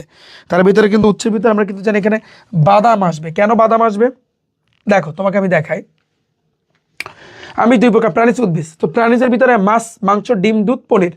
আর উদ্ভিদের ভিতরে ডাল, সিমের বিচি, মটরশুঁটি, বাদাম। তো বাদাম আছে না? তো আমাদের অ্যান্সারে কিন্তু বাদাম আছে। তাহলে আমাদের বলছে আমিষের উৎস বাদাম। উদ্ভিদ আমিষ কোনটি? তাহলে উদ্ভিদ আমিষ কোনগুলা তুমি দেখো, মুখস্থ করো। ডাল, সিমের বিচি, মটরশুঁটি, বাদাম। ডাল, সিমের বিচি, মটরশুঁটি, বাদাম। ডাল, সিমের বিচি, মটরশুঁটি, বাদাম। অ্যান্ড কোনটা আছে? এই যে ডাল আছে, আমাদের অ্যান্সার ডাল। তারপর দেখো, খেয়াল করো, কোনটি প্রোটিন সমৃদ্ধ খাবার? মিষ্টি আলু।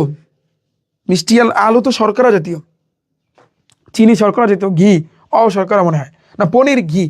পনিরের পরে কিন্তু মনে হয় সম্ভবত না, ঘি তো নাই, বরবটি আছে, বরবটি, এইটা হইতে পারে বরবটি। এটা প্রোটিন সমৃদ্ধ খাবার, বরবটিটা, বরবটি এটার ভিতরে লেখা আছে। কোনটি অপরিহার্য অ্যামাইনো অ্যাসিডের অন্তর্ভুক্ত না? এখন অপরিহার্য অ্যামাইনো অ্যাসিড হচ্ছে টোটাল 9টা, 20টার ভিতরে 9টা, তোমাকে আমি কিন্তু পড়তে বলছিলাম। এই যে দেখো, অপরিহার্য অ্যামাইনো অ্যাসিডের ভিতরে কোনটা না? এই যে তোমার 9টা, কি কি? Lysine, tryptophan, methionine, valine, leucine, isoleucine, histidine, phenyl alanine. একটু তোমরা পড়ো, বুঝছো? এখন আমাদের কোনটা বলছে? আমাদের কোনটা হবে বলো তো? আমাদের বলছে কি যে কোনটা 9 বলছে, 9। দেখো, থ্রিওনাইন এটা আছে, ফিনাইল অ্যালানিনও আছে, লিউসিনও আছে। তাহলে বাকি থেকে এইটা আমাদের আনসার। এই আরজিনিন এটা নাই, ভালো করে দেখো, আরজিনিন এই জিনিসটা কিন্তু আমাদের এইটার ভিতরে নাই। এটার মধ্যে কিন্তু এই যে 9টার মধ্যে কিন্তু আরজিনিন নাই, বুঝছো? তারপরে দেখো পরেরটা, প্রাণীদের গঠনে নিচের কোন খাদ্যগুলো অপরিহার্য? কোনটা প্রাণীদের গঠনে? তুমি বলো ভাই, মাছ, ডিম, আলু, চাল, সরিষা, ভুট্টা, কচু শাক, গাজর। কোনটা? মাছ, ডিম না? মাছ, ডিম, কথা কয় না, কথা কয় না, মাছ, ডিম না? এই যে দেখো মাছ, ডিম। পরেরটা দেখো, কোনটি দেহ গঠনমূলক খাদ্য, যেটা আমাদের দেহটা গঠন করে থাকে? তাহলে দেহ গঠনমূলক খাদ্য হচ্ছে দেহ গঠন, মেইনলি আমিষের কাজ। তাহলে ডিম, মটরশুঁটি, ডিম, মটরশুঁটি এটা আমাদের আনসার হবে। নিচের কোনটি দেহ গঠনের খাদ্য কিন্তু বলা হয়? উইচ ইজ আমিষ। দেহ গঠন হচ্ছে আমিষ, আর শর্করার কাজ হচ্ছে তাপ উৎপাদন করা আর কর্মক্ষমতা বৃদ্ধি করা বা শক্তি উৎপাদন করা, এইটাই। বুঝছো আমার কথা? ঠিক আছে।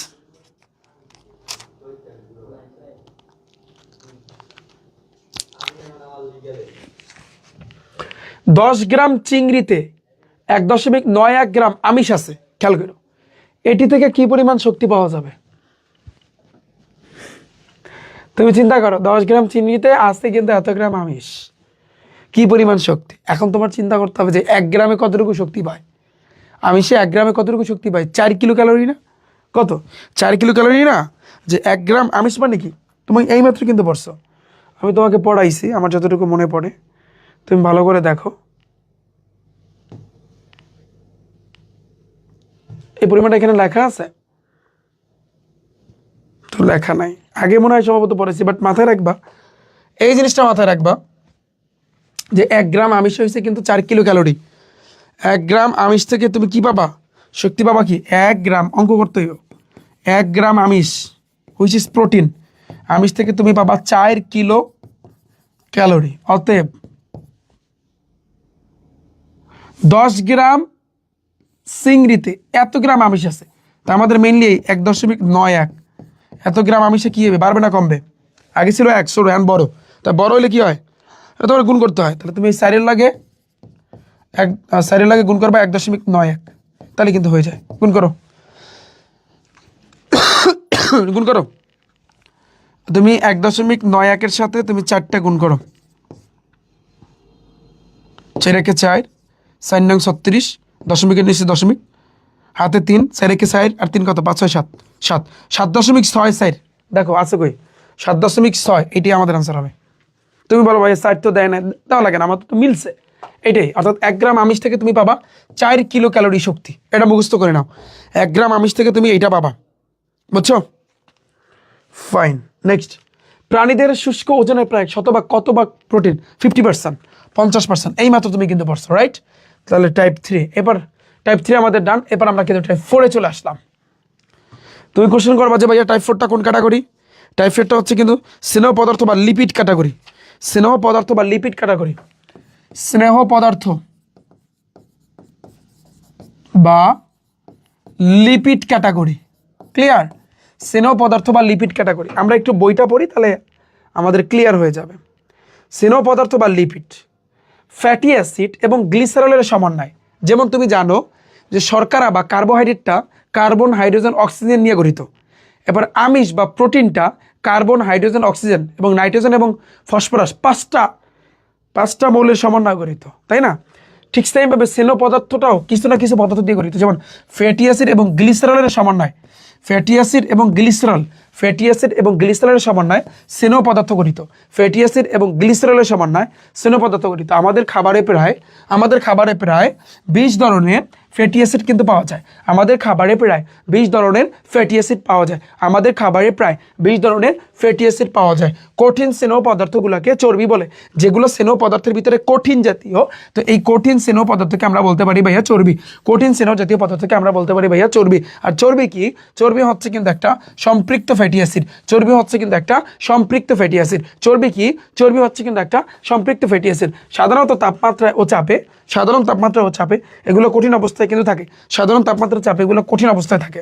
যেমন মাছ কিংবা মাংসের যে চর্বিটা আছে না, মাছ কিংবা মাংসের যে একটা চর্বি, এসব স্নেহ পদার্থ তরল, সেগুলোকে তেল বলে। মাথায় রাখবা, যেসব স্নেহ পদার্থগুলো তরল না, সেগুলোকে তেল বলে। যেমন পাঙ্গাস যে একটা মাছ আছে, ওটার ভিতর থেকে মানে প্রচুর তেল বের হয়। তারপরে আরও অনেক প্রকারের মাছ আছে, প্রচুর তেল বের হয়। আমরা গরু জবাই করে আমরা যে গরু গোস্ত যে খাই, সেখানে দেখা যায় চর্বি আর চর্বি, ওখান থেকে তেল হয়। তো যেসব স্নেহ পদার্থগুলো তরল, সেগুলোকে তেল বলে। তেল হচ্ছে কি? অসম্পৃক্ত ফ্যাটি অ্যাসিড। একটা অসম্পৃক্ত ফ্যাটি অ্যাসিড, একটু মাথায় রাখবা, মুখস্থ করবা।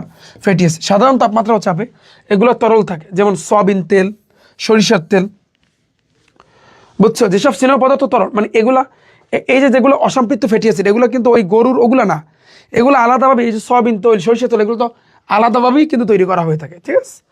উৎস অনুযায়ী স্নেহ পদার্থ কয় প্রকার? এটাও 2 প্রকার। কি? প্রাণীজ আর উদ্ভিজ। এটা তো শিওর, প্রাণীজ আর উদ্ভিজ, তাতে ভুল নাই।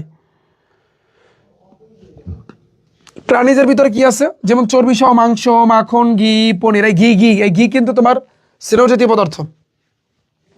চর্বি সহ মাংস, মাখন, ঘি, পনির, ডিমের কুসুম, এগুলো হচ্ছে প্রাণীজ স্নেহ। এগুলো কি ভাইয়া? প্রাণীজ স্নেহ। আর উদ্ভিদ যেটা, বিভিন্ন প্রকারের উদ্ভিজ্জ তেল স্নেহ পদার্থের উৎস। বিভিন্ন প্রকার উদ্ভিজ্জ তেল, যেমন সরিষা, সয়াবিন, তিল, তিসি, ভুট্টা, তারপর নারিকেল, সূর্যমুখী, পাম। তো এগুলো উদ্ভিজ্জ। সরিষা, সয়াবিন, তিল, তিসি, ভুট্টা, নারিকেল, সূর্যমুখী, পাম প্রভৃতি তেলে প্রচুর পরিমাণে স্নেহ পদার্থ তুমি পাবা। কাজু বাদাম, তারপর পেস্তা বাদাম আছে, চীনা বাদাম আছে। এগুলো স্নেহ পদার্থের ভালো উৎস, পড়তে হবে এগুলা। স্নেহ পদার্থের কাজকে আমরা একটু শর্টকাটে পড়ি যে খাদ্যবস্তুর মধ্যে স্নেহ পদার্থ সবচেয়ে বেশি তাপ এবং অন্যান্য প্রকার শক্তি উৎপাদন করে থাকে। তুমি বলবা যে ভাইয়া শর্করাও তো শক্তি উৎপাদন করে থাকে, তাপ উৎপাদন করে থাকে, স্নেহ পদার্থ এটা করে থাকে। দেহের পুষ্টি এবং বৃদ্ধির জন্য স্নেহ পদার্থ আবশ্যক। পুষ্টি এবং বৃদ্ধির জন্য স্নেহ পদার্থ দেহ থেকে তাপের অপচয় বন্ধ করে, একটু পড়বা, ভবিষ্যতের জন্য খাদ্য ভাণ্ডার হিসাবে কিন্তু কাজ করে। ত্বকের মসৃণতা এবং সজীবতা বজায় রাখে। আমাদের যে ত্বকের একটা মসৃণতা বা সজীবতা আছে, এই জিনিসটা কিন্তু ভাইয়া বজায় রাখে। চর্মরোগ প্রতিরোধ করে, সবচেয়ে ইম্পর্টেন্ট। যেসব ভিটামিন এ, ডি, ই, কে স্নেহজাতীয় পদার্থ দ্রবণীয়, সেগুলো শোষণে কিন্তু সহায়তা করে থাকে। যেসব ভিটামিন এ, ডি, ই, কে স্নেহজাতীয় পদার্থ দ্রবণীয়, সেগুলো কিন্তু শোষণে সাহায্য করে থাকে। আর অভাবজনিত রোগ মানে কি? অর্থাৎ স্নেহজাতীয় পদার্থ যদি তোমার শরীরের ভিতরে না থাকে, তাহলে ত্বক শুষ্ক এবং খসখসে হয়ে সৌন্দর্যটা নষ্ট হয়ে যায়। এটা কিন্তু খুবই ইম্পর্টেন্ট। ত্বক শুষ্ক এবং খসখসে হয়ে সৌন্দর্য নষ্ট হয়ে যায়। দীর্ঘদিন স্নেহ পদার্থের অভাব হলে শরীরের ভিতরে আমাদের সঞ্চিত কি থাকে? প্রোটিন। এই প্রোটিনের কিন্তু তোমার ক্ষয় হয় এবং দেহের ওজনটা কমে যাবে। আমাদের শরীরে অতিরিক্ত স্নেহ পদার্থ জমা হলে দেহে রক্ত চলাচল, ব্লাডের যে চলাচল, এগুলো কিন্তু ব্যাঘাত ঘটে। মেদবহুল দেহে সহজে রোগ আক্রমণ করে, বুঝছো? চর্বি জমা হয় তো আবার রক্ত চলাচল, যেমন যে বলে না স্ট্রোক করছে বা হার্ট ব্লক হয়ে গেছে, তো মেইনলি চর্বি জমা হয়, যার কারণে রক্তটা চলাচল করতে পারে না। তো এই জন্য এই সমস্যাগুলো কিন্তু হয়ে থাকে। তো এটাই মাথায় রাখবা। তো যাই হোক, আমরা টাইপ নাম্বার 4 দেখি। আমরা যতটুকু পড়ছি তার ভিতর থেকে ইনশাল্লাহ আমাদের দেখবা এখন সকল বিগত বছরের এমসিকিউগুলো আসছে, বুঝছো? পড়ার সিস্টেমই হয়েছে কিন্তু এইটা। তুমি একটা টপিক পড়বা, সাথে সাথে এমসিকিউগুলো কভার করবা। এতে করে তোমার কিন্তু অনেকবার ভাইয়া পড়া হয়ে যাবে। নিয়ম ভাইয়া কিন্তু এইটা, বুঝছো?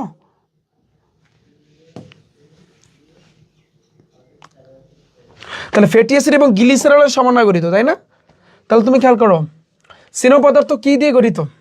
ফ্যাটি অ্যাসিড এবং গ্লিসারল, ফ্যাটি অ্যাসিড ও গ্লিসারল, ফ্যাটি অ্যাসিড মুখস্থ করো, ফ্যাটি অ্যাসিড ও গ্লিসারল, ফ্যাটি অ্যাসিড ও গ্লিসারল, ফ্যাটি অ্যাসিড ও গ্লিসারল, ফ্যাটি অ্যাসিড ও গ্লিসারল। কোনটি কঠিন স্নেহ পদার্থ? যেটা তোমার হচ্ছে কিন্তু কঠিন স্নেহ পদার্থ, বলো সেটা হচ্ছে কি? কঠিন যেটা সয়াবিন তেল, এটা কিন্তু তরল। সরষের তেল তরল, সূর্যমুখী তেল এটা তরল। মাছের তেল যেটা, মাছের তেল মানে কি? চর্বি থেকে, এটা কঠিন, কঠিন কঠিন স্নেহ পদার্থ। তৈল সাধারণত তাপমাত্রায়, মানে তৈল যেটা সচরাচর যে তাপমাত্রায় কেমন থাকে? তৈল সাধারণ তাপমাত্রায়, তৈল যেটা যেমন সয়াবিন তেল এগুলো মেনলি তরলই থাকে, এগুলো কঠিন থাকে না।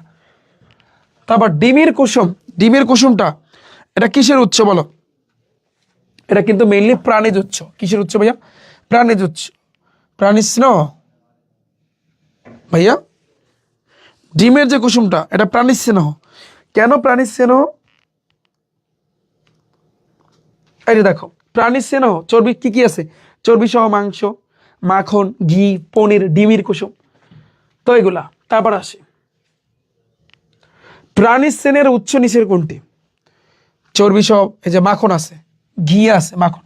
তাহলে আমাদের আনসার হবে কিন্তু মাখন। আমাদের আনসারটা কিন্তু হবে কিন্তু তোমার মাখন। ক্লিয়ার? কথা বলে না।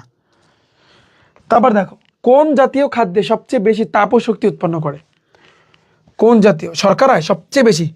আমরা জানি তাপ ও শক্তি উৎপন্ন হয় শর্করাতেও, কিন্তু সবচেয়ে বেশি হয়েছে স্নেহ জাতীয় পদার্থে, কারণ এখানে সব চর্বির খেলা। সবচেয়ে বেশি হয়েছে কিন্তু তোমার স্নেহ জাতীয় কিন্তু পদার্থে। ক্লিয়ার? আচ্ছা, নিচের কোনটি সবচেয়ে বেশি তাপ ও শক্তি উৎপন্ন করে থাকে? লাল শাক, আম, ডাল না, এগুলো না। পনিরে, পনিরে, কারণ পনিরটা হচ্ছে কিন্তু স্নেহ জাতীয় পদার্থ, তাপ ও শক্তি সবচেয়ে বেশি ও উৎপন্ন কিন্তু করে থাকবে। ঠিক আছে, পরেরটা দেখো, কোন খাদ্য থেকে বেশি শক্তি উৎপন্ন হয়? ডিম, দুধ, গোল, খাসি। খাসি থেকে। ক্যা? খাসি থেকে বেশি শক্তি উৎপন্ন হবে ক্যা? কইতে পারো? আমরা কিন্তু জানি যে এই যে দেখো খাসির কথা কেন আসলো? চর্বি সহ মাংস, এখানে মাংসের কথা কিন্তু আসছে না? মাংসের কথা আসছে, তো মাংসের কথা যেহেতু আসছে এই জন্য কিন্তু এখানে খাসি উল্লেখ আছে, এই জন্য কিন্তু আমাদের আনসার হবে কিন্তু ভাইয়া খাসি। কোনটি ভবিষ্যতের খাদ্য ভাণ্ডার হিসাবে কিন্তু তোমার কাজ করে থাকে? কোনটা?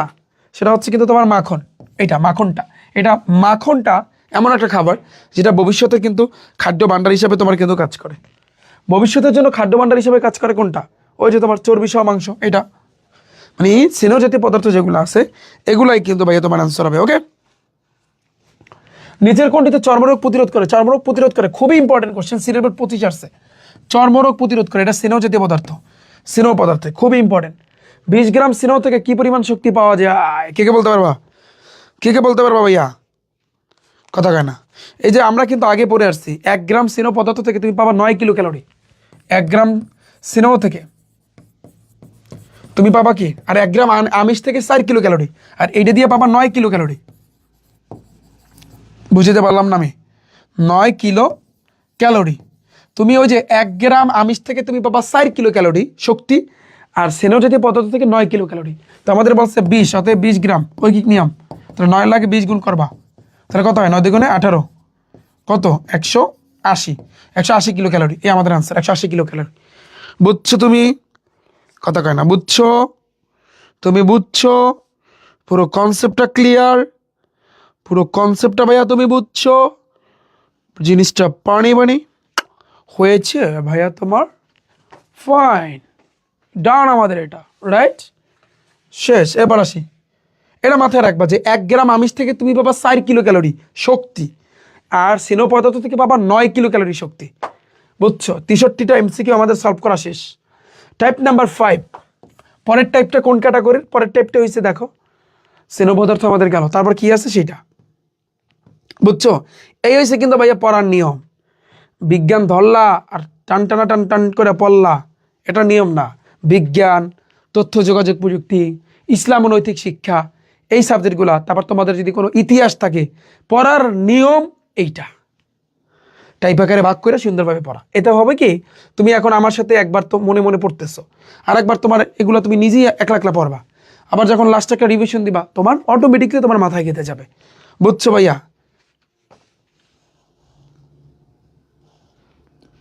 ডান, আমাদের নামাজ পড়তে হবে ভাইয়া। ঠিক আছে, thank you so much, thank you ভাইয়া।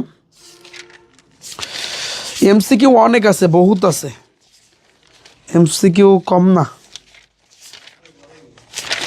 200 মনে হয় হবে, 200-এর উপরে হবে এমসিকিউ, বুঝছো? তো এক একটা আমি চিন্তা করতেছি যে এক একটা অধ্যায় নিতে হিউজ একটা টাইম লাগবে, বুঝছো? হিউজ একটা সময় লাগবে।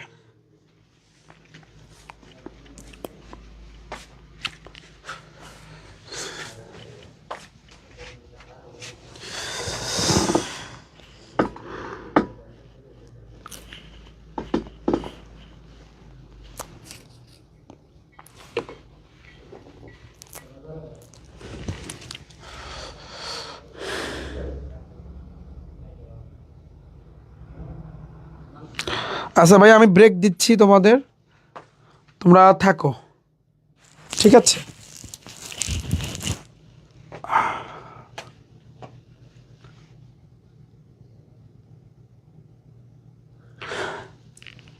ভাইয়া আমি তোমাদের ক্লাসটা আবার পরে নিব, এখন আপাতত এই পর্যন্ত থাকুক। অ্যান্ড কোন সময় নিব আমি তোমাদেরকে জানিয়ে দেবো অনেক, ঠিক আছে? তো আজকে যদি নিই, আজকে হয়তো বা রাত্রে সন্ধ্যার দিকে হয়তো আমার এক জায়গায় যেতে হবে, এরপরে রাত 9টা, 8টা, 9টা অথবা 10টা।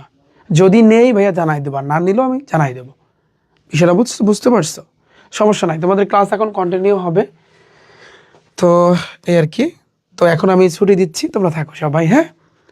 পিডিএফ সব কিছু তোমরা পেয়ে যাবা, পরবর্তীতে আমি দিয়ে দেবো অনেক, এটা শেষ হইলে, হ্যাঁ? আচ্ছা, ঠিক আছে।